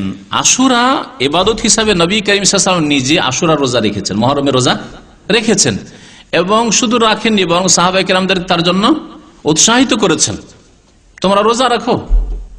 ফাসামাহু আমারা বিসিয়ামিহি, নবী সাল্লাল্লাহু আলাইহি ওয়াসাল্লাম নিজে রোজা রেখেছেন এবং এই সেই রোজা রাখার আদেশ করেছেন, রোজা রাখো তোমরা। পক্ষান্তরে নবী সাল্লাল্লাহু আলাইহি সাল্লামের জন্মবার্ষিকী সম্পর্কে কোন দিক নির্দেশনা আছে? নবী সাল্লাল্লাহু বলেছেন যে আমার জন্মবার্ষিকী তোমরা পালন করিও, সেই দিনে রোজা রাখিও। হ্যাঁ, বরং বিদাতিরা সেদিন রোজাও রাখে না, মনে রাখবেন। বিদাতিদের মতে তারা লিখেছে যে এই 12 রবিউল আউয়াল যেহেতু আমাদের খুশির দিন, উৎসবের দিন, সুতরাং এই দিনে রোজা রাখা মাকরুহ, জায়েজ নাই। যেমন ঈদ উল ফিতর, ঈদ উল আজহার দিনে রোজা রাখা জায়েজ নাই, তার সাথে তুলনা করেছে তারা। ঈদ উল ফিতর, ঈদ উল আজহার সাথে তুলনা করেছে। নবী করিম সাল্লাল্লাহু আলাইহি ওয়াসাল্লাম যদি জন্মবার্ষিকীর দিনে, যে দিনে নবী সাল্লাল্লাহু আলাইহি জন্ম, যদি ধরে নেন 12 রবিউল আউয়াল, প্রথম কথা এটা জানেন কি যে 12 রবিউল আউয়াল নবী সাল্লাল্লাহু আলাইহি ওয়াসাল্লামের জন্ম কিনা এই নিয়ে বড় ইখতিলাফ রয়েছে। রাহিকুল মখতুম নবী সাল্লাল্লাহু আলাইহি ওয়াসাল্লামের জীবনের উপরে সবচেয়ে ভালো কিতাব বর্তমান যুগে, আরবি ভাষায়, উর্দু ভাষায়, ইংরেজি ভাষায়, বাংলা ভাষায়, এছাড়া বহু ভাষায় অনুবাদ করা হয়েছে। এবং রাবেতা আলাম ইসলামী, মুসলিম ওয়ার্ল্ড লীগ যে আন্তর্জাতিক সংস্থা মক্কায় আছে, তার হেড অফিস, আর এর ব্রাঞ্চ ঢাকাতেও আছে রাবেতার, মুসলিম ওয়ার্ল্ড লীগ। সেখানে সিরাতুন নবীর ওপর, নবীর জীবনের ওপর আজকে থেকে প্রায় 25 বছর আগে কি 30 বছর আগে, 30 বছরের কাছাকাছি, আমরা তখন ছাত্র ছিলাম, তো সেই যুগে একটি প্রতিযোগিতার ঘোষণা করা হয়। তাতে সারা পৃথিবী থেকে বিভিন্ন ভাষায় লেখা হয়, ইংরেজি ভাষায়, আরবি ভাষায় লেখা হয়, উর্দু ভাষায় লেখা হয়।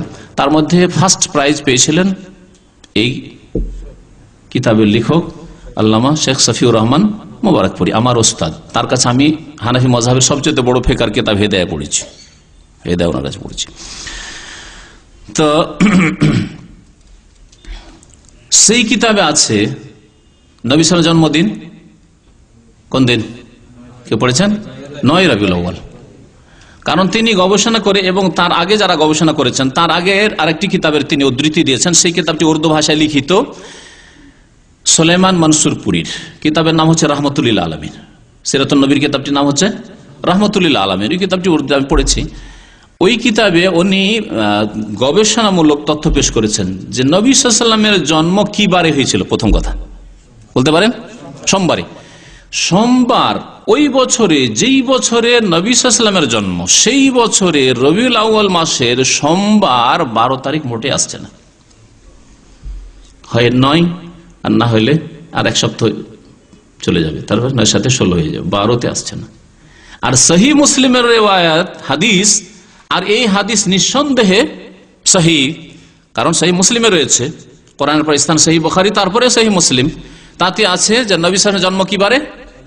ইয়ামুল ইসনাইন, সোমবারে। তাহলে যদি 12 রবিউল আউয়াল ধরি তাহলে সোমবার ছুটে যাচ্ছে, স্পষ্ট বুঝতে পারছেন তো? তাহলে এই বিষয়টি নিশ্চিত নাই। তারপরে আরো বেশ কিছু মত আছে, 5 থেকে 6টি মত আছে। কেউ বলছেন না রবিউল আউয়াল মাসেই জন্ম না নবী সাল্লাল্লাহু আলাইহি ওয়াসাল্লামের।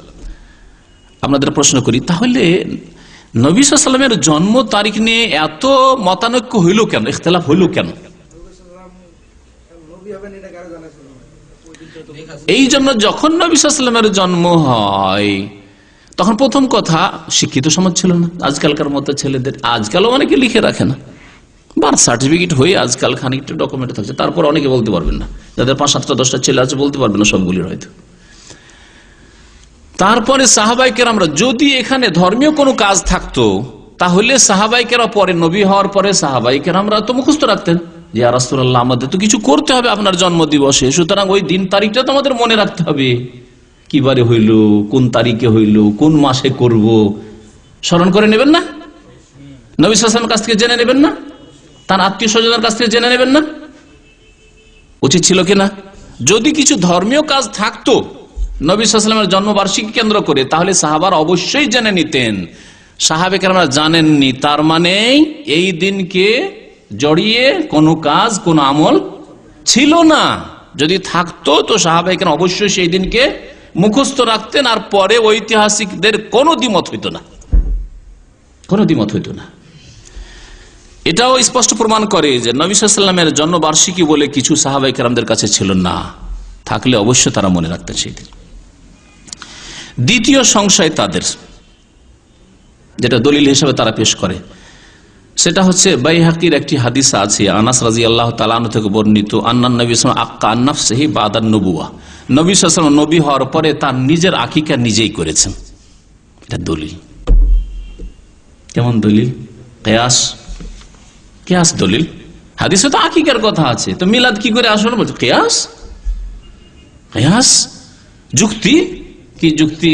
বলছে যুক্তি হচ্ছে যে ইতিহাসে আছে যে নবী সাল্লাল্লাহু আলাইহি ওয়াসাল্লামের আকিকা তার দাদা আব্দুল মুত্তালিব করে দিয়েছিলেন, তার দাদা আব্দুল মুত্তালিব করে দিয়েছিলেন। তো আকিকা তো একবার হয়, তো একবার আব্দুল মুত্তালিব আকিকা করে দেওয়ার পরে আবার নবী সাল্লাল্লাহু আলাইহি ওয়াসাল্লাম 40 বছর বয়সে নবী যখন হলেন আবার আকিকা করলেন। এর মানে কি?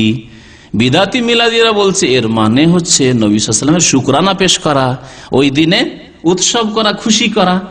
নবী সাল্লাল্লাহু আলাইহি ওয়াসাল্লাম যখন খুশি করার উদ্দেশ্যে আকিকা, নিজের আকিকা নিজে করেছেন, তাহলে আমরা জন্মবার্ষিকী পালন করলাম, তাতে কি হলো? এটা ভালো কাজ। বুঝলেন যুক্তি বিদাতিদের? কোথায় আকিকার কথা ছিল? আকিকা থেকে নিয়ে আসলো মিলাদে, যেটা শুকরানা, খুশি, আর নবী সাল্লাল্লাহু আলাইহি ওয়াসাল্লাম খুশি পেশ করেছেন। আর সুতরাং আমরাও খুশি করছি 12 রবিউল আউয়ালে। নবী সাল্লাল্লাহু আলাইহি ওয়াসাল্লাম দুনিয়াতে এসেছেন, এতে খুশি করব না? এটা কেমন কথা হইলো? খুশি করছি আমরা, শুকরানা আদায় করছি, তাতে কিছু গরিব গুরবাকে খাওয়াচ্ছি, তাতে কিছু দুরূদ পড়ছি। হ্যাঁ, আল্লামা আবু বকর জাযাইরি রাহমাতুল্লাহ আলাইহি, হাফিজাহুল্লাহ তাআলা, এখনো বুঝবিল্লাহ রাহমাতুল্লাহ আলাইহি বলতে হবে, ইন্তেকাল করে গেলে। আর যদি বেঁচে থাকেন তাহলে হাফিজাহুল্লাহ তাআলা। আবু বকর জাযাইরি আলজেরিয়ার লোক, বড় আলেম, মদিনা ইউনিভার্সিটির প্রফেসর ছিলেন। আর রিটায়ার হওয়ার পরে তিনি মদিনাতে থাকেন, মদিনাতে বাড়ি, এখানকার নাগরিকত্ব আছে তার। মসজিদে নববীতে তার তাফসীরের একটা দরসার, খুব বড় দরসায়, মসজিদে নববীতে বাবুর রহমত দিকে বেরোলে বড় দরসায় ওনার, আর খুব বৃদ্ধ হয়ে গেছেন। তো উনি লিখেছেন যে বিদাতিরা যারা মিলাদ করে, আশ্চর্য লাগে তাদের উপর। এই মিলাদ করে বছরে একবার স্মরণ করবেন নবী সাল্লাল্লাহু আলাইহি ওয়াসাল্লামকে। আমরা তো নবী সাল্লাল্লাহু আলাইহি ওয়াসাল্লামকে প্রত্যেক দিন 5 নামাজে স্মরণ করি, 5 নামাজে একবার করে না, আজানে স্মরণ করি, একামতে স্মরণ করি, তারপরে আত্তাহিয়াতে স্মরণ করি, দরুদ ইব্রাহিম স্মরণ করি, ফরজ নামাজে হয়ে গেল, সুন্নত নামাজে, হ্যাঁ, বেতন নামাজে, আগের সুন্নতে, পরের সুন্নতে, সবগুলিতে আত্তাহিয়াত আছে, আর দরুদ শরীফ আছে, সবগুলিতে আল্লাহুম্মা সাল্লি আলা মুহাম্মাদ ওয়া আলা আলি মুহাম্মাদ স্মরণ করি, মন্ত্র পড়ি, স্মরণ করি।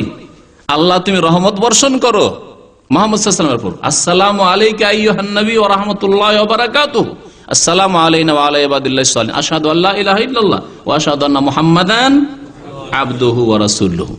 কতবার স্মরণ করি? একজন বসে গিয়ে গণে দেখেন যে কত রাকাত নামাজ পড়ছি, আর কতবার আত্তাহিয়াত পড়ছি দিনে, আর কতবার দুরুদ পড়ছি, কতবার আজান হচ্ছে, ইকামত হচ্ছে, কতবার স্মরণ করা হচ্ছে।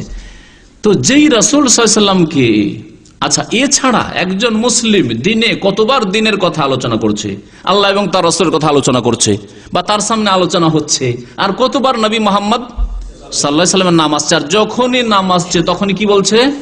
সাল্লাল্লাহু আলাইহি ওয়াসাল্লাম। এটা তো গণে রাখা যাবে না যে কতবার আসছে নবী সাল্লাল্লাহু আলাইহি ওয়াসাল্লামের নাম, আর কতবার আমরা সাল্লাল্লাহু আলাইহি ওয়াসাল্লাম বলছি। আর যারা বলে না তাদের সম্পর্কে নবী সাল্লাল্লাহু আলাইহি ওয়াসাল্লাম বখিল বলেছেন, আল বাখিল আল্লাযী যুকিরতু ইনদাহু ফালাম ইউসাল্লি আলাইয়া। বখিল তো ওই ব্যক্তি যেই ব্যক্তির সামনে আমার কথা উল্লেখ করা হইলে আমার উপরে দুরূদ পেশ করে না।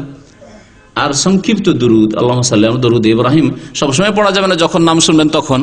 সুতরাং সালাফে সালেহিন, আইম্মায়ে কেরাম, তারা শুরুর যুগ থেকে দেখেন হাদিসের কিতাব, প্রত্যেকটি হাদিসে কালা রাসূলুল্লাহ সাল্লাল্লাহু আলাইহি ওয়াসাল্লাম লিখেছেন, পর্যন্ত বলেছেন, লিখেছেন সাল্লাল্লাহু আলাইহি ওয়াসাল্লাম।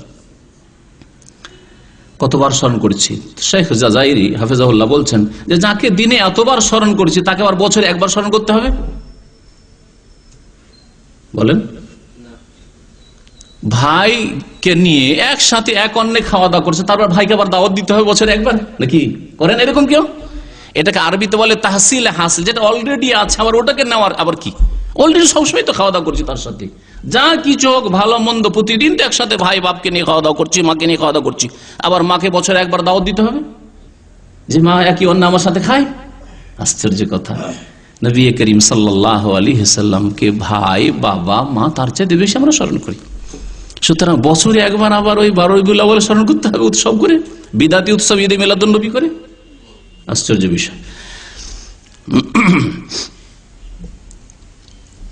এখন জবাব শুনে আকিকার উপরে কিয়াস, যে নবী সাল্লাল্লাহু আলাইহি ওয়াসাল্লাম নবী হওয়ার পরে নিজের আকিকা করেছেন। প্রথম কথা, এই হাদিস যে নবী সাল্লাল্লাহু আলাইহি ওয়াসাল্লাম নবুয়ত প্রাপ্তির পরে নিজের আকিকা নিজে করেছেন, এই হাদিস বাতিল, হাদিসই সহিহ না। শুধু জয়ীফ না, বাতিল, মানে জালের কাছাকাছি, মুনকার ওলামারা বলেছেন। শুনবেন হাদিস সম্পর্কে। ইমাম আহমদ বলছেন, কালাল ইমাম আহমদ। আর ইমাম আহমদ এত বড় মুহাদ্দিস ছিলেন, যার সবচেয়ে বড় হাদিসের কিতাব এখনো সংকলিত হয়ে আছে, মুসনাদে আহমদ। 30,000 হাদিস আছে। 7,000-এর কিছু বেশি হাদিস বুখারীতে আছে, কিন্তু মুসনাদে আহমদে 30,000-এর বেশি হাদিস আছে। আর হাদিস যে মুখস্থ ছিল লক্ষ লক্ষ, ওগুলো তো আর বলার প্রয়োজনই রাখে না। ইমাম আহমদ রহমতুল্লাহ ইমাম বুখারীর ওস্তাদ।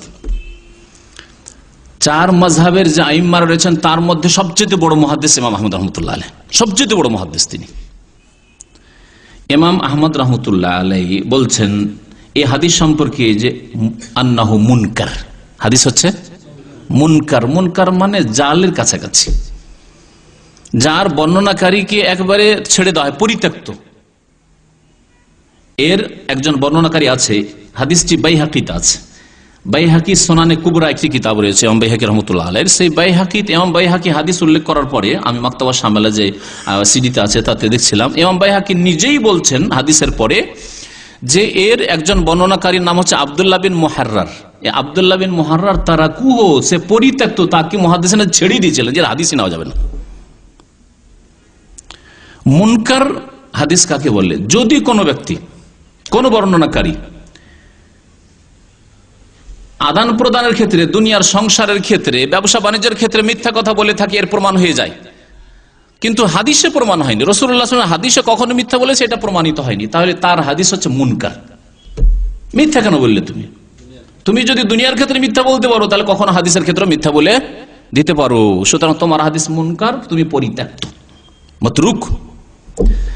আর যদি জীবনে একবার প্রমাণ হয়ে যায় যে রাসূলুল্লাহ সাল্লাল্লাহু আলাইহি ওয়াসাল্লাম হাদিসে একবার মিথ্যা বলেছে, তাহলে তার হাদিস হচ্ছে মওযু, জাল, সে হচ্ছে কাযযাব, মিথ্যুক। এই হাদিস হচ্ছে মুনকার। ইমাম নওয়াবী রাহমাতুল্লাহ নাম শুনেছেন? ইমাম নওয়াবী রাহমাতুল্লাহ আলাইহি সহিহ মুসলিমের ভাষ্য, তার প্রসিদ্ধ ভাষ্য, আজকাল যে কোনো সহিহ মুসলিম ভারত, বাংলাদেশ, পাকিস্তানে পাওয়া যায়, সাথে ইমাম নওয়াবীর ভাষ্য আছে, বিস্তারিত ভাষ্য, তার অনেক কিতাব রয়েছে। ইমাম নওয়াবী বলছেন হাদিসুন বাতিলুন, এই হাদিসটি হচ্ছে বাতিল। বাতিল মানে মওযু, জালের কাছাকাছি, জাল হাদিস।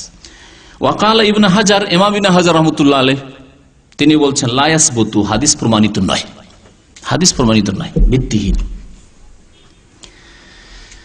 তাহলে এই আকিকা নবী সাল্লাল্লাহু আলাইহি ওয়াসাল্লাম করেছেন, এটা আসলে প্রমাণিত হলো না, যার উপরে কিয়াস করা হয়েছে, যার উপরে ভিত্তি করেছেন সেটাই তো নেই আসলে।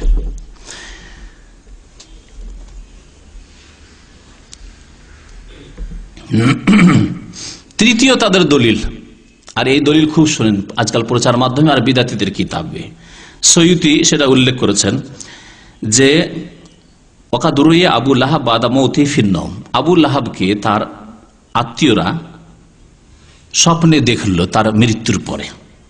ফাকির আল্লাহ, তাকে জিজ্ঞাসা করা, মাহা লোকা, তোমার কি অবস্থা আবু লাহাব? আবু লাহাব কে বলতে পারেন? নবী সাল্লাল্লাহু আলাইহি ওয়াসাল্লামের আপন চাচা। আমাদের দেশে আবার ভুল আছে, আবু জাহালকে আপন চাচা বলে। আবু জাহাল আপন চাচা না, দূরের, কিন্তু আবু লাহাব নিজের চাচা এবং কট্টর শত্রু চাচা। আল্লাহর হিকমত, নবী সাল্লাল্লাহু আলাইহি ওয়াসাল্লামের 2 চাচাকে আল্লাহ পাক হিদায়াত করেছেন, হামজা এবং আব্বাসকে। আর এক চাচা ঈমান নিয়ে আসেনি, কাফের ছিল, কিন্তু হিতাকাঙ্ক্ষী দরুদি ছিল, তার নাম আবু তালেব। আর এক চাচা কট্টর দুশ্মন শত্রু আবু লাহাব, তাব্বাত ইয়াদা আবি লাহাব। আল্লাহ নাযিল করলেন আবু লাহাবের 2 হাত ধ্বংস হোক, অতএব সে নিজেও ধ্বংস হোক। কত বড় জালেম ছিল, আর কত যে কষ্ট দিত নবী সাল্লাল্লাহু আলাইহি ওয়াসাল্লামকে, যে আল্লাহ পাকের বরদাস্ত হইল না তার উপর এই ধ্বংসের আয়াত নাযিল না করে। এই আয়াত তার সম্পর্কে আল্লাহ পাক নাযিল করে ঘোষণা করে দিয়ে তাব্বাত ইয়াদা আবি লাহাব, এবং আমরাতুহু, তার স্ত্রীও ধ্বংস। কত জালেম ছিল এবং কত কষ্ট দিত স্বামী স্ত্রী দুজন মিলে নবী সাল্লাল্লাহু আলাইহি সাল্লামকে। এই আবু লাহাবকে স্বপ্নে দেখা হলো, মা হালুকা, তোমার অবস্থা কি? ফাকালা ফিন্নার, জাহান্নামে আছি। ইল্লা আন্নাহু ইউখাফফাফ আন্নী কুল্লা লাইলাতি ইসনাইন, সোমবারের রাতে আমার আযাবটা একটু হালকা করা হয়, সোমবারের রাতে আযাব হালকা করে দেওয়া হয়। ও আমুসসু মিন বাইনি ইসবাইহাতাইনি, আর এই দুই আঙ্গুলের মাঝখান থেকে একটু করে চুষি, মান পানি চুষি, বেকাদরে হাজার, একটু একটু করে পানি পাই সেই দিন। ও আশারা বেরাসে ইসবাইহি, ইশারা করে দেখাইলো। এটা কেন বলছে? ওয়ান্না যালিকা বিইতাকিল সুয়াইবাতা ইনদামা বাশশারাতনি বিবিলাদাতিন নবী সাল্লাল্লাহু আলাইহি ওয়াসাল্লাম, আর এটা এই জন্য আমার আযাব হালকা করা হয় সোমবার রাতে, যে যখন নবী মুহাম্মদ সাল্লাল্লাহু আলাইহি সাল্লামের জন্ম হয় তখন এই দাসী সুয়াইবা, আমার দাসী ছিল, সে দৌড় দিয়ে ছুটে এসেছিল, আর ছুটে এসে আমাকে সুসংবাদ শুনিয়েছিল যে তোমার ভাতিজার জন্ম হয়েছে। এই এক আর সে দুধ পান করিয়েছিল, আমার দাসী, আর দুধ পান করিয়েছিল কাকে? নবী করিম সাল্লাল্লাহু আলাইহি সাল্লামকে। যুক্তি এখন শোনেন মিলাদিদের, বলছে যে আবু লাহাব কাফের, কোরআনে তার শাস্তির কথা আল্লাহ পাক উল্লেখ করেছেন, তাকে জাহান্নামে দেওয়া হয়েছে, তারপরেও তার আযাব হালকা করা হয়েছে। নবী সাল্লাল্লাহু আলাইহি সাল্লামের জন্মবার্ষিকীকে কেন্দ্র করে সে কি করেছিল? তার এই দাসীকে আজাদ করেছিল, সেই জন্য সুসংবাদ যখন দিয়েছিল তখন ওই দাসীকে স্বাধীন করে দিয়েছিল, সেই জন্য আযাব হালকা করা হয়েছে। এই হলো যুক্তি। তাহলে আমরা যদি নবী সাল্লাল্লাহু আলাইহি ওয়াসাল্লামের মুসলিম হয়ে মিলাদ করি, জন্মবার্ষিকী পালন করি, তাহলে আমাদের কেন আযাব হালকা হবে না? আমাদের কেন নেকি হবে না? আমাদের নেকির ব্যালেন্স বাড়বে, বুঝলেন না? এই হচ্ছে যুক্তি। এর জবাব শুনেন। প্রথম জবাব, এই যে ঘটনাটি, এর সনদ সহিহ না যায়িফ।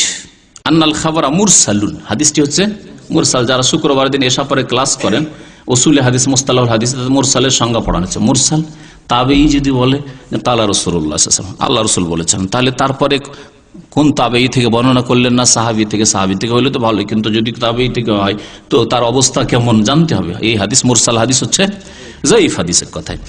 ওয়ালাম ইয়াজকুর মান হাদাসাহু বিহি, কার থেকে তিনি হাদিস বর্ণনা করেছেন বর্ণনা করেননি। উরওয়া এটিকে মুরসাল বর্ণনা করেছেন। দুই নম্বর জবাব হচ্ছে যে এই যে কথাটি প্রসিদ্ধ আছে যে আবু লাহাব এই দাসীকে সুয়াইবাকে স্বাধীন করেছিল নবী সাল্লাল্লাহু আলাইহি ওয়াসাল্লামের জন্মের সময়, এই কথাটি ঠিক নয়। জন্মের সময় আজাদ করেন, ওয়াইন্নামা কানা ইতাকুহা ক্বাবলাল হিজরা, বরং নবী সাল্লাল্লাহু আলাইহি ওয়াসাল্লামের হিজরতের সময় আবু লাহাব সুয়াইবাকে আজাদ করেছিল। কখন জন্ম আর কখন হিজরত?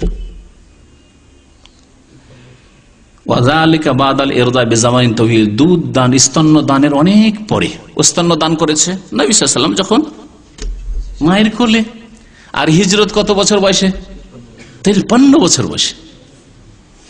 তাহলে যে যাকে দলিল বানানো হয়েছে যে নবী সাল্লাল্লাহু আলাইহি ওয়াসাল্লামের জন্মের সুসংবাদ দেওয়ার জন্য এই আযাব হালকা, আর ওই খুশিতে সুয়াইবাকে আজাদ করে দিয়েছিল আবু লাহাব, এই ঘটনাটা ঠিক না। আজাদ করেছে কখন? জন্ম উপলক্ষে নয়, বরং অনেক পরে, নবী সাল্লাল্লাহু আলাইহি ওয়াসাল্লামের হিজরতের সময়। কামা হুয়া সাবিতুন ফি কুতুবি তারিখ ওয়াস সিয়ার, ইতিহাস এবং সিরাতুন নবীর কিতাবে বিশুদ্ধ সূত্রে যা প্রমাণিত হয়েছে সেটা হচ্ছে যে পরে স্বাধীন করেছিল। এই সম্পর্কে শুনেন, ইমাম ইবনে সাদ ইতিহাস, ইসলামের ইতিহাস এবং সিরাতুন নবীর একজন বড় বিজ্ঞ মানুষ, ইমাম ইবনে সাদ। ইবনে সাদ রহমতুল্লাহ আলাই তার সনদে বর্ণনা করেছেন, কানাত সুয়াইবা মুরজিয়া রাসূলিল্লাহ সাল্লাল্লাহু আলাইহি ওয়াসাল্লাম, নবী সাল্লাল্লাহু আলাইহি ওয়াসাল্লামকে স্তন্যদান কারিনীদের একজন ছিল সুয়াইবা। ইয়াসেলুহা ওয়া হুয়া বিমক্কাহ, নবী সাল্লাল্লাহু আলাইহি ওয়াসাল্লাম তার সেলারামি করতেন, আমাকে দুধ পান করিয়েছে। বড় হওয়ার পরেও হাদিয়া তোহফা পাঠাতেন দুধ মায়ের জন্য, এর জন্য দুধ মা হালিমা ছাড়া সুয়াইবা। ওয়াকানাত খাদিজা তুকরিমুহা, খাদিজা রাদিয়াল্লাহু তাআলা নবী সাল্লাল্লাহু আলাইহি ওয়াসাল্লামের প্রথম বিবি, তিনিও সম্মান করতেন এই সুয়াইবার। ওয়াহিয়া আলা মিল্ক আবি লাহাব, তখনও খাদিজার সাথে বিবাহ হয়ে গেছে নবী সাল্লাল্লাহু আলাইহি ওয়াসাল্লামের, তখনও আবু লাহাবের মালিকানাধীন ছিল এই সুয়াইবা দাসী। চিন্তা করলেন, নবী সাল্লাল্লাহু আলাইহি ওয়াসাল্লামের সাথে বিবাহ হয়েছে, তখন নবী সাল্লাল্লাহু আলাইহি ওয়াসাল্লামের বয়স 25 বছর। খাদিজা রাদিয়াল্লাহু তাআলা আনহা জানতে পারলেন যে আমার স্বামীকে দুধ পান করিয়েছিল কে? সুয়াইবা। সেই জন্য সম্মান প্রদর্শন করতেন খাদিজা রাদিয়াল্লাহু তাআলা আনহা। তখনও এই সোয়াইবার মালিক কে ছিল? আবুল আহাব। তাহলে আবুল আহাব তখন পর্যন্ত আজাদ করেনি, স্বাধীন করেনি। তাহলে স্বাধীন করার ঘটনা যে বলা হচ্ছে যে যেই দিন সুসংবাদ দিয়েছিল তখনই স্বাধীন করে দিয়েছিল, এই জন্য আল্লাহ পাক তার আযাবকে হালকা করেছেন। কথা সত্য না মিথ্যা হচ্ছে? মিথ্যা। ওয়াকানা রাসূলুল্লাহ সাল্লাল্লাহু আলাইহি ওয়াসাল্লাম ইয়াবআসু ইলাইহা বিসিলাতিন ওয়া বিকিসওয়াতিন। নবী সাল্লাল্লাহু আলাইহি ওয়াসাল্লাম মদিনা থেকে কাপড় পাঠাতেন, মাঝে মধ্যে কিছু উপহার উপঢৌকন পাঠাতেন। আর এর ইন্তেকাল হয় আন্নাহা মাতা সানাতা সাবঈন মারজাহু মিন খাইবার। খাইবারের যুদ্ধ থেকে নবী সাল্লাল্লাহু আলাইহি ওয়াসাল্লাম যখন ফিরে আসছিলেন 7ম হিজরিতে, তখন এই সোয়াইবার ইন্তেকাল হয়। এটা হচ্ছে বিশুদ্ধ ঘটনা। 3 নম্বর জবাব, কোন যুক্তির জবাব বিদাতীদের? হ্যাঁ, যে আবুল আহাব যেহেতু দাসী আজাদ করেছিল, দাসীকে কেন আজাদ করেছিল? যে নবী সাল্লাল্লাহু আলাইহি ওয়াসাল্লামের জন্ম সম্পর্কে সুসংবাদ পৌঁছেছিল, সুসংবাদ দিয়েছিল, তার খুশিতে আজাদ করে দিয়েছিল, দুধ পান করেছিল, তার খুশিতে আজাদ করে দিয়েছিল। সেই জন্য আবুল আহাবের আজাব সোমবারের রাতে হালকা হওয়া। হ্যাঁ, এই যুক্তি। যদি কাফের আযাব হালকা হইতে পারে তো আমাদের আযাব হালকা হবে না, আমাদের গুনাহ খাতা মাফ হবে না আমরা মিলাদ করলে? এই ছিল যুক্তি। তার তৃতীয় জবাব হচ্ছে যে কোরআন এবং হাদিস প্রমাণ করে, কোরআন আয়াত প্রমাণ করে, বহু আয়াতে মর্মে রয়েছে যে কাফেরের সমস্ত আমল নষ্ট, আখেরাতে কিছুই পাবে না, আখেরাতে কিছুই পাবে না। এরকম বহু আয়াত রয়েছে কোরআনে কারীমে। তার একটি আয়াত শোনাই। আল্লাহ পাক বলছেন ওয়াকাদিমনা ইলা মা আমিলু মিন আমালিন ফাজআলনাহু হাবাআম মানসুরা। সূরা ফুরকান আয়াত নম্বর 23। মহান আল্লাহ ইরশাদ করেছেন ওয়াকাদিমনা ইলা মা আমিলু মিন আমালিন। কাফেররা যত আমল করেছে সে আমলগুলিকে আমি লক্ষ্য করব, উদ্দেশ্য করব। ফাজআলনাহু হাবাআম মানসুরা, এবং সেগুলি বিক্ষিপ্ত ধূলিকণার মতো আমি উড়িয়ে দেব, নষ্ট করে দেব। কোনো আমল কাজে আসবে না। কাফেরের যে কোনো আমল পরকালে কাজে আসবে না, মওতের পরে কাজে আসবে না। দুনিয়াতে কিছু সুখ শান্তি, নেতৃত্ব, রুজি রোজগার বেশ ভালো, সুস্থতা, এসব দেবেন, নিরাপত্তা, এসব দেবেন। যে কোনো বিশ্বে কাফেররা যেসব জনকল্যাণমূলক কাজ করছে, জাতির উদ্দেশ্যে কাজ করছে, সমাজের উদ্দেশ্যে কাজ করছে, রিলিফের কাজ করছে, এইসব কাজের বদলা তাদেরকে আল্লাহ দুনিয়াতে দেবেন, আখিরাতে কিছুই দেবেন না, যদি লা ইলাহা ইল্লাল্লাহর শাহাদাত না থাকে, মুহাম্মদুর রাসূলুল্লাহর শাহাদাত না থাকে। আবুল আহাবের অবস্থা তাই না? তাহলে কি করে আখিরাতে আযাব হালকা হইতে পারে? এরকম আরো বহু আয়াত আছে। আল্লাহ পাক আরেকটি আয়াতে ইরশাদ করেছেন সূরা ইব্রাহিমের আয়াত নম্বর 18, মাসালুল লাযিনা কাফারু বিরাব্বিহিম। ওই লোকদের উদাহরণ যারা কুফরি করেছে রবের সাথে, আমালুহুম কারামাত, তাদের আমলগুলি হচ্ছে ছাইয়ের মতো। আল্লাহ তাদের আমলকে কি বলেছেন? ছাই। ছাই কোন কাজে আসবে? পুড়ে গেছে। আর লকড়ি কাঠি থাকলেও তো কাজে আসতো। ছাইয়ের মতো। ইস্তাদ্দাত বিহির রিহ ফি ইয়াউমিন আসিফ। ঝড় তুফানের দিনে চরম বেগে বাতাস আসলো, আর তারপরে সে ছাইগুলিকে উড়িয়ে নিয়ে চলে গেল। থাকবে আর ছাই?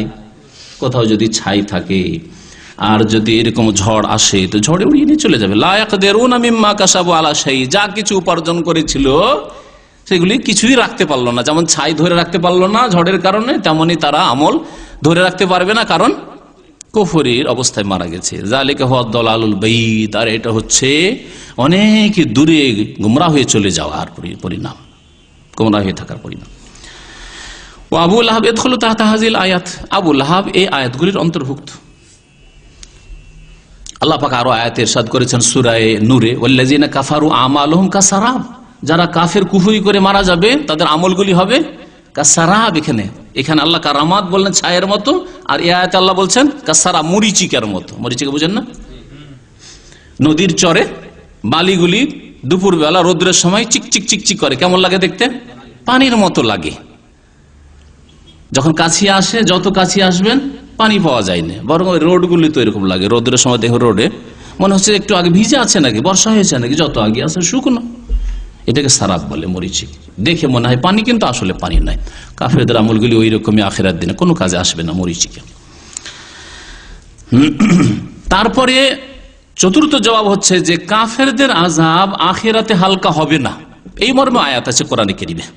মহান আল্লাহ ইরশাদ করেছেন সূরা ফাতির আয়াত নম্বর 36, ওয়াল্লাযিনা কাফারু লাহুম নারু জাহান্নাম। যারা কাফের হয়ে মারা গেছে তাদের জন্য কিসের আযাব রয়েছে? জাহান্নামের আযাব। লা ইউকযা আলাইহিম ফায়ামুতু। তাদের সম্পর্কে আল্লাহ পাকের এইরকম সিদ্ধান্ত হবে না যে তাদের মওত হবে, মওত আসবে না। কি চালিয়ে দিয়ে গেল? তাহলে মতও আসবে না। ওয়ালা ইউখাফফাফ, ভালো করে শুনেন এই আয়াতের অংশ, ওয়ালা ইউখাফফাফ আনহুম মিন আযাবিহা, আর কাফেরদের আযাবে কোন রকমের হালকাও করা হবে না। তাহলে কোরআন বলছে কাফেরদের আযাব হালকা করা হবে না। আর এই ঘটনা যাতে বলা হচ্ছে যে স্বপ্নে দেখা হইল যে আবু লাহাবের আযাব কি হয়েছে, সোমবার রাতে হালকা হয়ে যাচ্ছে, কোরআন বিরোধী নয়? হ্যাঁ, কোরআনকে ঠিক রাখবেন না ওই স্বপ্নের কথা বিশ্বাস করবেন? এই তো স্বপ্নের ধর্ম হয়ে যাবে। কোরআনের দিন মানতে হবে। কাযালিকা নাজজি কুল্লা কাফুর। তারপরে আর একটি জবাব দেওয়া যেতে পারে এর। ওই ক্ষেত্রে যেহেতু নবী সাল্লাল্লাহু আলাইহি ওয়াসাল্লাম নবী সাল্লাল্লাহু আলাইহি ওয়াসাল্লাম বলেছেন এই ক্ষেত্রে, সেটা ওয়াহি, হাদিসে ওয়াহি। আর যেই ক্ষেত্রে নবী সাল্লাল্লাহু আলাইহি ওয়াসাল্লাম বলেননি সেটা হচ্ছে আযাব হালকা করা, ফালা ইউখাফফাফ আনহুমুল আযাব। কোরআনে কারীম আল্লাহ পাক একাধিক আয়াতে বলেছেন আযাব হালকা করা হবে না।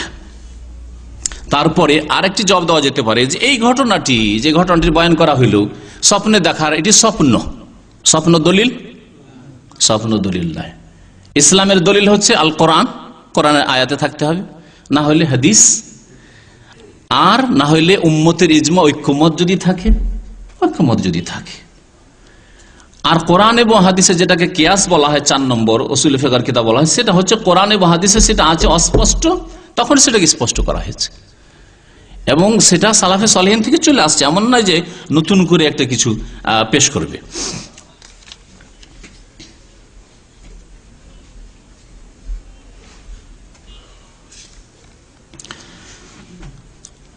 আর একটি যুক্তি তারা পেশ করে যে নবী সাল্লাল্লাহু আলাইহি ওয়াসাল্লাম সোমবারে রোজা রাখতেন।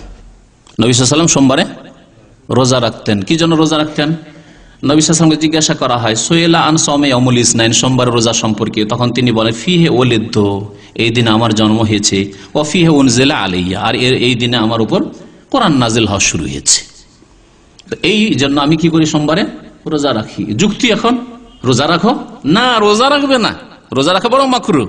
যুক্তি হচ্ছে নবী সাল্লাল্লাহু আলাইহি ওয়াসাল্লাম যখন শুকরানা রোজা রেখেছেন তার জন্ম উপলক্ষে, তাহলে 12 রবিউল আউয়াল আমরা জন্ম উপলক্ষে যদি উৎসব করি, ঈদে মিলাদুন নবী করি, তো দোষ কি করলাম? নেকিরই কাজ তো করলাম। এই যুক্তি।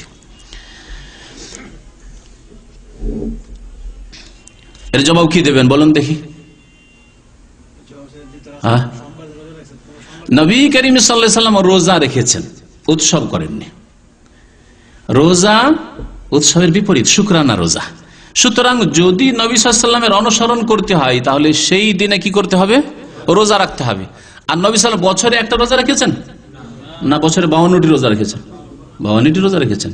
প্রত্যেক সপ্তাহে সোমবারে সোমবারে সোমবারে রোজা রেখেছেন। তোমরা তা তো করো না। মিলাদে 12 রবিউল আউয়ালে বছরে একবার, কোথা থেকে নিয়ে আসলে?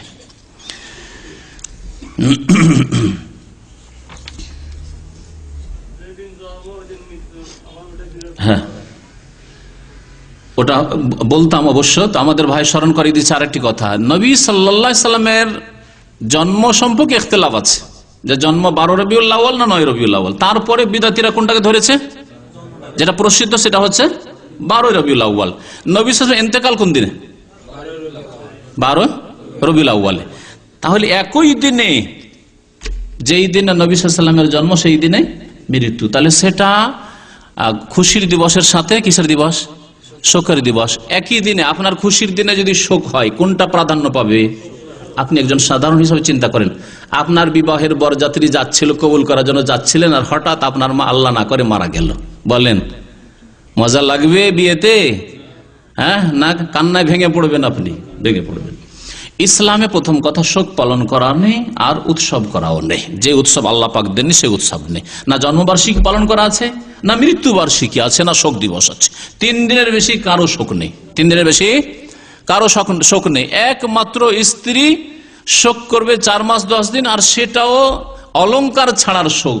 এমন শোক না যে কাজকর্ম করব না, রান্না করব না, খাবো না, ঘরে বন্ধ থাকবো, এমন শোক নয়। 4 মাস 10 দিন ধরে বিবাহ করবেন না, এইসব অলংকার করব না, ভালো কাপড় পরবো না খুব, যাতে আকর্ষণ হয়, আর আমাকে কেউ প্রস্তাব দিতে পারবে না, আর আমি কাউকে বিয়ে করার মুখ খুলবো না 4 মাস 10 দিন। এটা বাকি যে কোনো মানুষ সম্পর্কে শোক মাত্র 3 দিন। তো বলেন যেই দিনে নবী সাল্লাল্লাহু আলাইহি ওয়াসাল্লামের জন্ম, সেই দিনে ইন্তেকাল, সেই দিনে কি করে এরা খুশি উৎসব করছে, ঈদে মিলাদুন নবী? তাহলে এটা তো করতে পারে দুশমন। আপনার বাড়িতে মা মারা গেছে আর পাশের বাড়িতে যদি ধুমধাম খাওয়া দাওয়া হয়, আপনি কি বলবেন তাদেরকে? দুশমন বলবেন না? শত্রু, কত শত্রু। আমার বাবা মারা গেছে, ওতে খুশি উৎসব করছে, এটা শত্রুদের কাজ। আল্লাহ পাক যেন বুঝার তৌফিক দান করেন আর সংশোধন করার তৌফিক দান করেন। প্রশ্নগুলি একটু পরে করেন।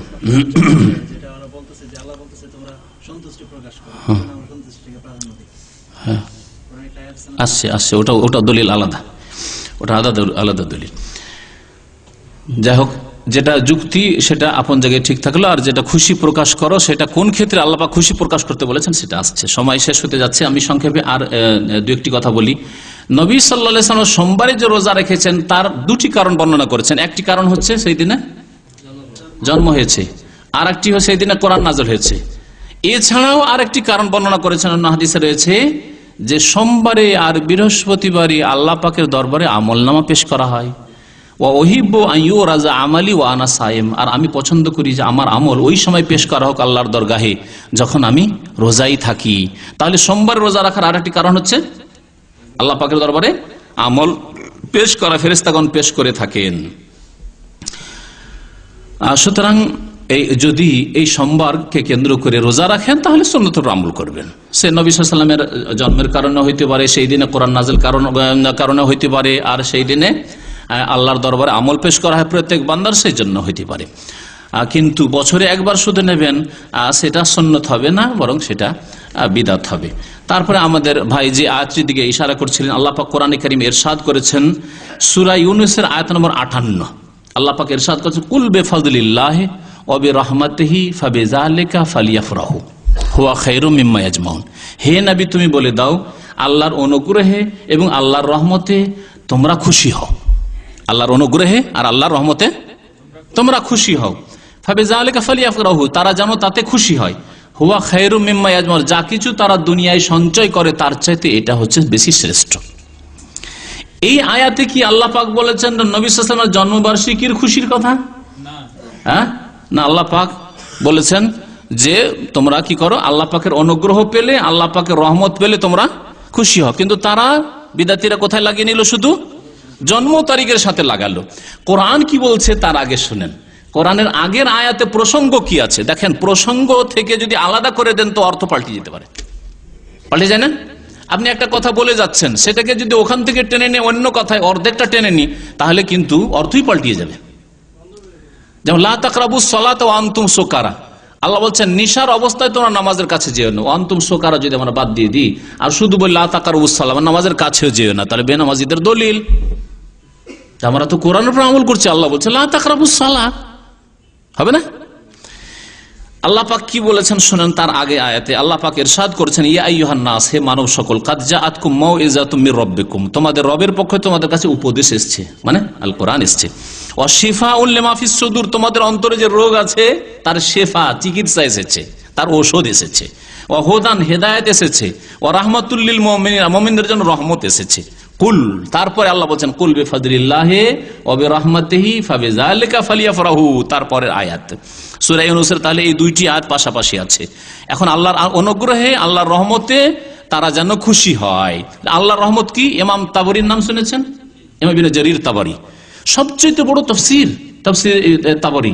সেই তাফসীরে তাবরীকে সংক্ষেপ করে তাতে যে দুর্বলগুলি আছে বাদ দিয়ে তাফসীর ইবনে কাসির সংকলন করা হয়েছে, হাদিস দিয়ে তাফসীর কোরআনে কারীমের। ইমাম তাবরী এই আয়াত সম্পর্কে বলছেন যে আল্লাহ পাক রব্বুল আলামিন নবী সাল্লাল্লাহু আলাইহি ওয়াসাল্লামকে বলছেন যে হে নবী শোনো, আর এদেরকে বলে দাও যে মিথ্যা প্রতিপন্ন করে, যারা তোমাকে অস্বীকার করে তাদেরকে বলে দাও যে তারা যেন খুশি হয় কিসের ওপর? ইসলামের উপর। কারণ এখানে যা নাযিল হয়েছে রবের পক্ষ থেকে উপদেশ, তা হচ্ছে আল কোরআন এবং আল ইসলাম। কোরআন, আর যে কোরআন হচ্ছে ইসলাম।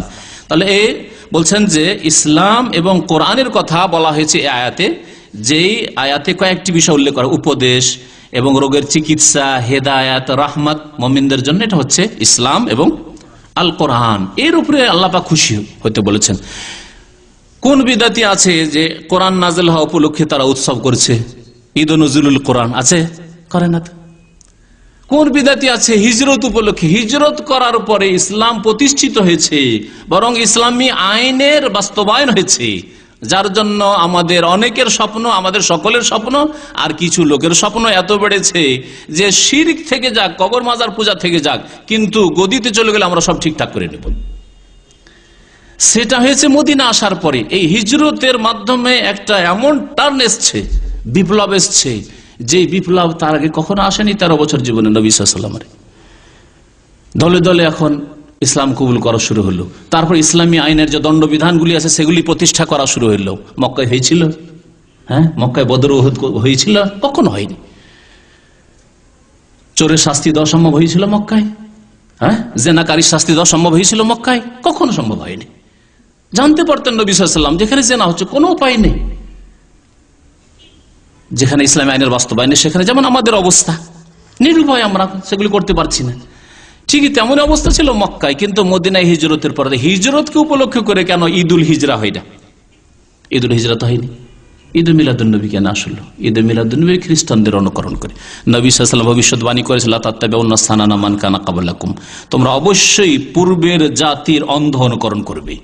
এমনকি তারা যদি কিসের গুহায়, গর্তে, ওই সান্ডার গর্তে ঢুকে, সান্ডার গর্ত খুব সান্ডার যে গর্ত খুব আঁকা বাঁকা থাকে, সান্ডার গর্তে যদি ঢুকে থাকে তোমরাও ঢুকবে। ইহুদি নাসারা ঢুকেছে, তোমরাও ঢুকে পড়বে। নবী সাল্লাল্লাহু আলাইহি ওয়াসাল্লাম এতে নিষেধ করেছেন, নিন্দা করেছেন না উৎসাহিত করেছেন? নিষেধ করেছেন, নিন্দা করেছেন। খবরদার, সাবধান, তোমরা ইহুদি নাসারাদের অনুকরণ করবে না। নবী সাল্লাল্লাহু আলাইহি ওয়াসাল্লাম আরো সতর্ক করেছেন, মান তাশাব্বাহা বিকওমিন ফাহুয়া মিনহুম, যারা কোনো জাতির সাদৃশ্যতা অবলম্বন করবে তারা তাদের মধ্যে শামিল হবে। তাহলে ঈসা আলাইহিস সালামের তোমরা 25শে ডিসেম্বর করছো, সেজন্য আমরা 12 রবিউল আউয়াল করব, এই সাদৃশ্যতা যারা অবলম্বন করবে তাদের দলে শামিল হবে না? এই হাদিসের আলোকে অবশ্যই আল্লাহ পাক যেন বুঝার তৌফিক দান করেন।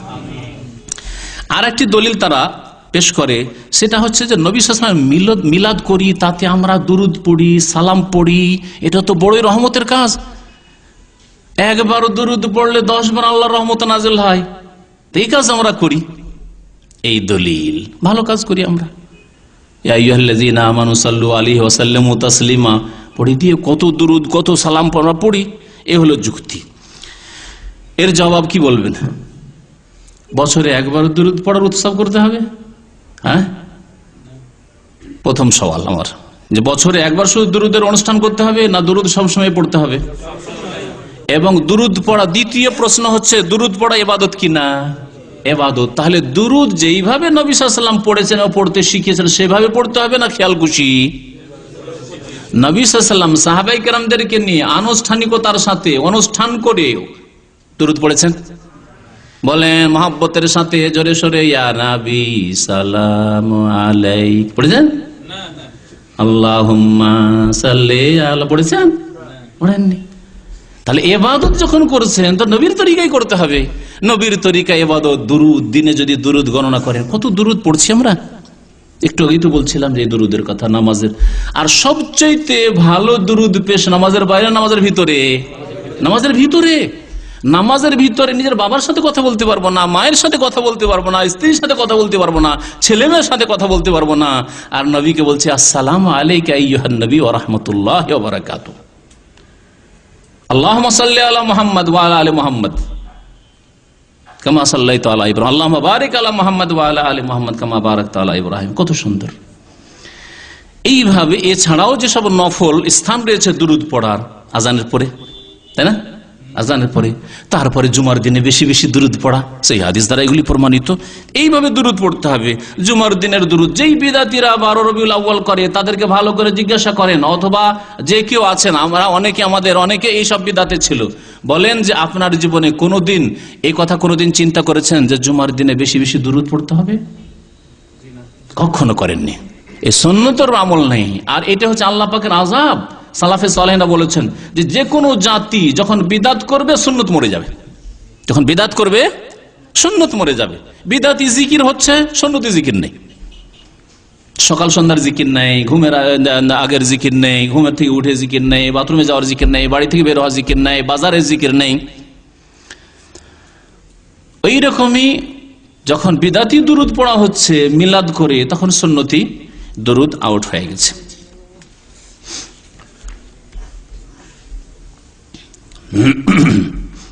আর একটি তারা যুক্তি পেশ করে যে যেখানে 10 জন সেখানে আল্লাহ, যেখানে 10 জন, শুনেছেন না শোনেননি এটা? শুনে, যেখানে 10 জন সেখানে আল্লাহ। এই ক্ষেত্রে ইবনে মাসউদ রাদিয়াল্লাহু তাআলা আনহু থেকে একটি তার মওকুফ কথা, মানে তার বাণী, মওকুফ হাদিস মানে সাহাবীর বাণী তারা পেশ করে। তিনি বলেছেন, মা রাআহুল মুসলিমুনা হাসানান ফাহুয়া ইনদাল্লাহি হাসান। মুসলিমরা যেটাকে ভালো মনে করে সেটাই ভালো, মুসলিমরা যেটাকে ভালো মনে করে সেটাই ভালো।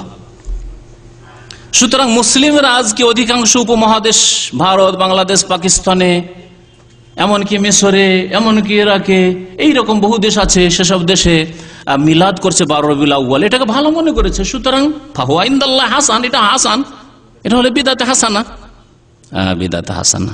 আল্লাহর নবী সাল্লাল্লাহু আলাইহি সাল্লাম প্রত্যেক খুতবায় বলছেন, কুল্লু বিদআতিন দালাল, কুল্লু মুহদাসাতিন বিদআত, প্রত্যেক নতুন কাজ ধর্মের নামে হচ্ছে কি? বিদআত। আর আপনি বলবেন না, কিছু হাসানা ভালো আর কিছু দলালা। তার নবী সাল্লাল্লাহু আলাইহি সাল্লামের এই খুতবা অমান্য করছেন না? অমান্য করছেন, বিদআতের কোনো ভাগ নেই। এর জবাব কি দেবেন? ইবনে মাসউদ রাদিয়াল্লাহু তাআলা বলেছেন যে যা মুসলমান ভালো মনে করে তাই ভালো। প্রথম কথা, ইবনে মাসউদ রাদিয়াল্লাহু তাআলা থেকে এটি বর্ণিত, তার কথা মওকুফ, নবী সাল্লাল্লাহু আলাইহি সাল্লামের কথা তিনি বলেননি, 1 নম্বর কথা। 2 নম্বর কথা, যে ইবনে মাসউদ রাদিয়াল্লাহু তাআলা যে মুসলিমদের কথা বলেছেন তার আদর্শ মুসলিম, কোরআন সুন্নাহ অনুসারে মুসলিম, কোন যুগে বলেছেন তিনি? সাহাবায়ে কেরামদের যুগে। তখন কোন সাহাবীরা ছিলেন না, কোন মুসলমানরা ছিলেন? সাহাবায়ে কেরাম মুসলিমরা ছিলেন। তাহলে মা রাআহুল মুসলিমুনা হাসানান, সাহাবায়ে কেরামের দল যেটাকে ভালো মনে করেন সেটা ইনশাআল্লাহ আল্লাহর নিকটে ভালো। নবী করিম সাল্লাল্লাহু আলাইহি ওয়াসাল্লাম বলেছেন, ইন্না উম্মতি লা তাজতামিউ আলা দালাল, আমার উম্মত, সমস্ত উম্মত গুমরাহির উপর একমত হতে পারে না। ইজমা, সারা বিশ্বের সমস্ত উম্মত, সমস্ত মুসলিম একটা গুমরাহ জিনিসকে ধরে নিয়েছে আর হকটাকে ছেড়ে দিয়েছে, এটা হতে পারে না। কেউ যদি বলে যে মিলাদ তো করছে সবাই, মিথ্যা কথা, সবাই করে না, প্রত্যেক যুগে। আর দেখতে পারেন মিলাদ প্রথম কথা 600 বছর ধরে ছিলই না, তারপরে যা আসলো, যখন থেকে এসেছে একদল আলহামদুলিল্লাহ এর বিরোধিতা করতে থেকেছে এবং জাতিকে সতর্ক করতে থেকেছে যে মিলাদ হচ্ছে বিদআত, মিলাদ ইসলাম নয়, মিলাদ পালন করা, জন্মবার্ষিকী পালন করা ইসলাম নয়, বরং ইহুদি খ্রিস্টানদের অনুসরণ। আল্লাহ পাক রব্বুল আলামিন বলেছেন, ওমা আতাকুমুর রাসূল ফাখুযুহু, যা রাসূল সাল্লাল্লাহু আলাইহি ওয়াসাল্লাম দেন তা নাও। রাসূলুল্লাহ সাল্লাল্লাহু আলাইহি ওয়াসাল্লাম জন্মবার্ষিকী পালন করা দিয়েছেন? দেননি। তাহলে ইবনে মাসউদের কথা পেশ করবেন আর সেটাকে লাগিয়ে নেবেন যে এখনকার মুসলমান অবাঞ্ছিত মুসলমান, বিদাতি মুসলমান, যারা কোরআন এবং হাদিসের ধার ধারে না, তারা মিলাদ করবে আর সেটা আল্লাহর কাছে ভালো হয়ে যায়, ফাহুয়া ইনদাল্লাহি হাসান। কি করে হইতে পারে? যারা আইডিয়াল মুসলিম, সাহাবায়ে কেরাম, তাবেঈন, তাবা তাবেঈন, আইম্মায়ে আরবা, ইমাম আবু হানিফা, শাফিঈ, মালিক, আহমদ রাহমাতুল্লাহ আলাইহি আজমাইন, ইমাম বুখারী, মুসলিম, আবু দাউদ, তিরমিজি, নাসাঈ, ইবনে মাজাহ, এই সব আইম্মায়ে কেরাম, তারা তাদের ক্ষেত্রে বলতে পারেন যে এই মুসলিমরা যেটাকে ভালো মনে করেছেন সেটা আল্লাহর নিকট ভালো ইনশাআল্লাহ। এছাড়াও বেশ কিছু কথা বলা যেত। 7টি সংশয় বা 6টি সংশয় তাদের বর্ণনা করলাম। আল্লাহ পাক রব্বুল আলামিন আমাদেরকে হক কথা বুঝার তৌফিক দান করেন এবং তাদের সংশয়গুলির যথাসাধ্য জবাব দেওয়ার চেষ্টা করলাম।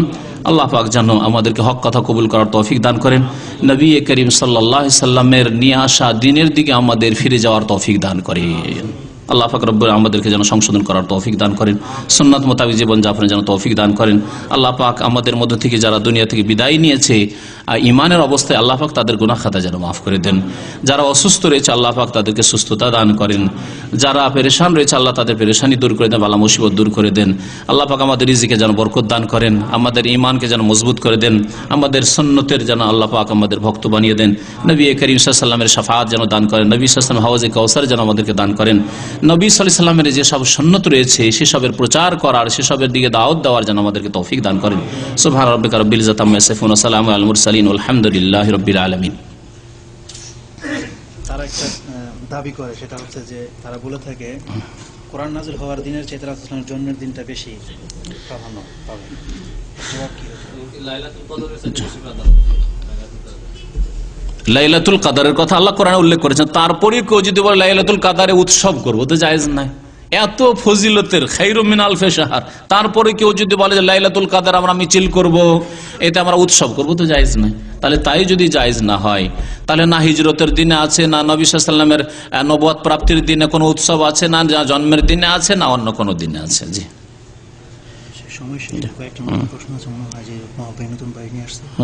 কি প্রশ্ন?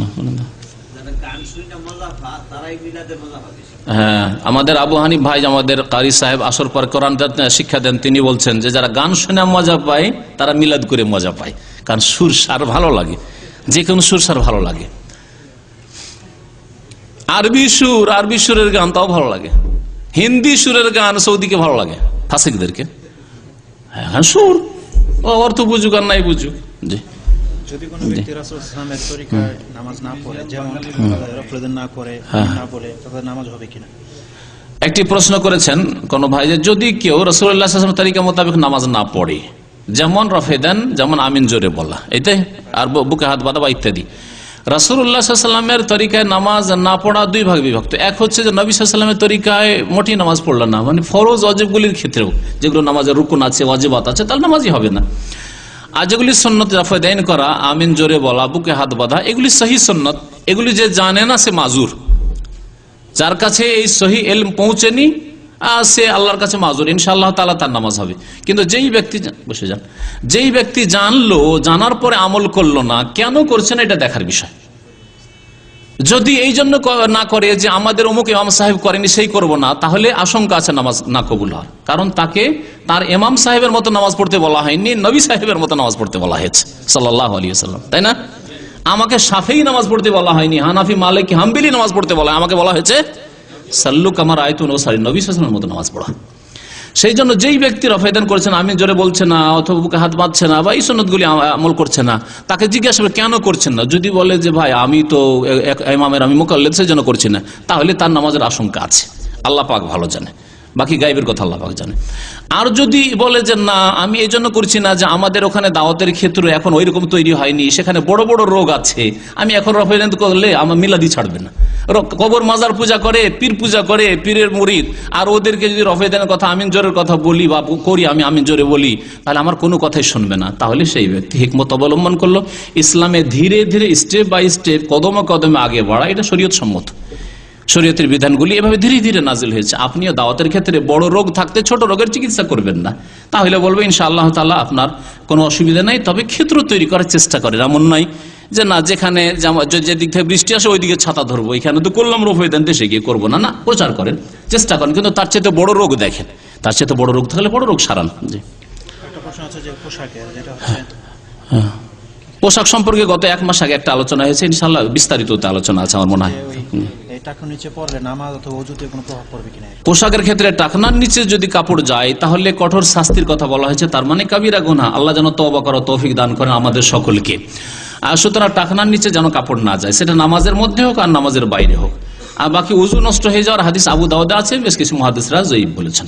উযু নষ্ট হোক আর না হোক, আপনি তো সবসময় কাবিরা গুনাহতে আছেন যখন টাকনার নিচে কাপড় পরছেন, পায়জামা অথবা প্যান্ট অথবা লুঙ্গি, যে কিছু হোক না কেন। যদি দাঁড়িয়ে প্রস্রাব বসে প্রস্রাব করার ব্যবস্থা না থাকে, তাহলে দাঁড়িয়ে প্রস্রাব করা কি মুক্তি আছে?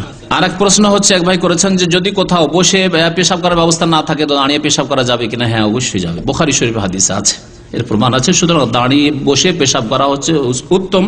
তবে যদি দেখেন যে এখানে কোনো অসুবিধা আছে অথবা ওইরকম সুবিধাজনক নয় বা কাপড় খারাপ হয়ে যাওয়ার ভয় আছে, কোনো অসুবিধা না, দাঁড়িয়ে পেশাব করা অত বড় অপরাধ নয় যত বড় অপরাধ আমাদের পীর হুজুররা করে দিয়েছে, এটাকে বড় অপরাধ বানিয়ে দিয়েছে। জি, সাল্লাল্লাহু আলা নবিয়িনা মুহাম্মদ ওয়া আলা আলিহি ওয়া সাহবিহি আজমাইন।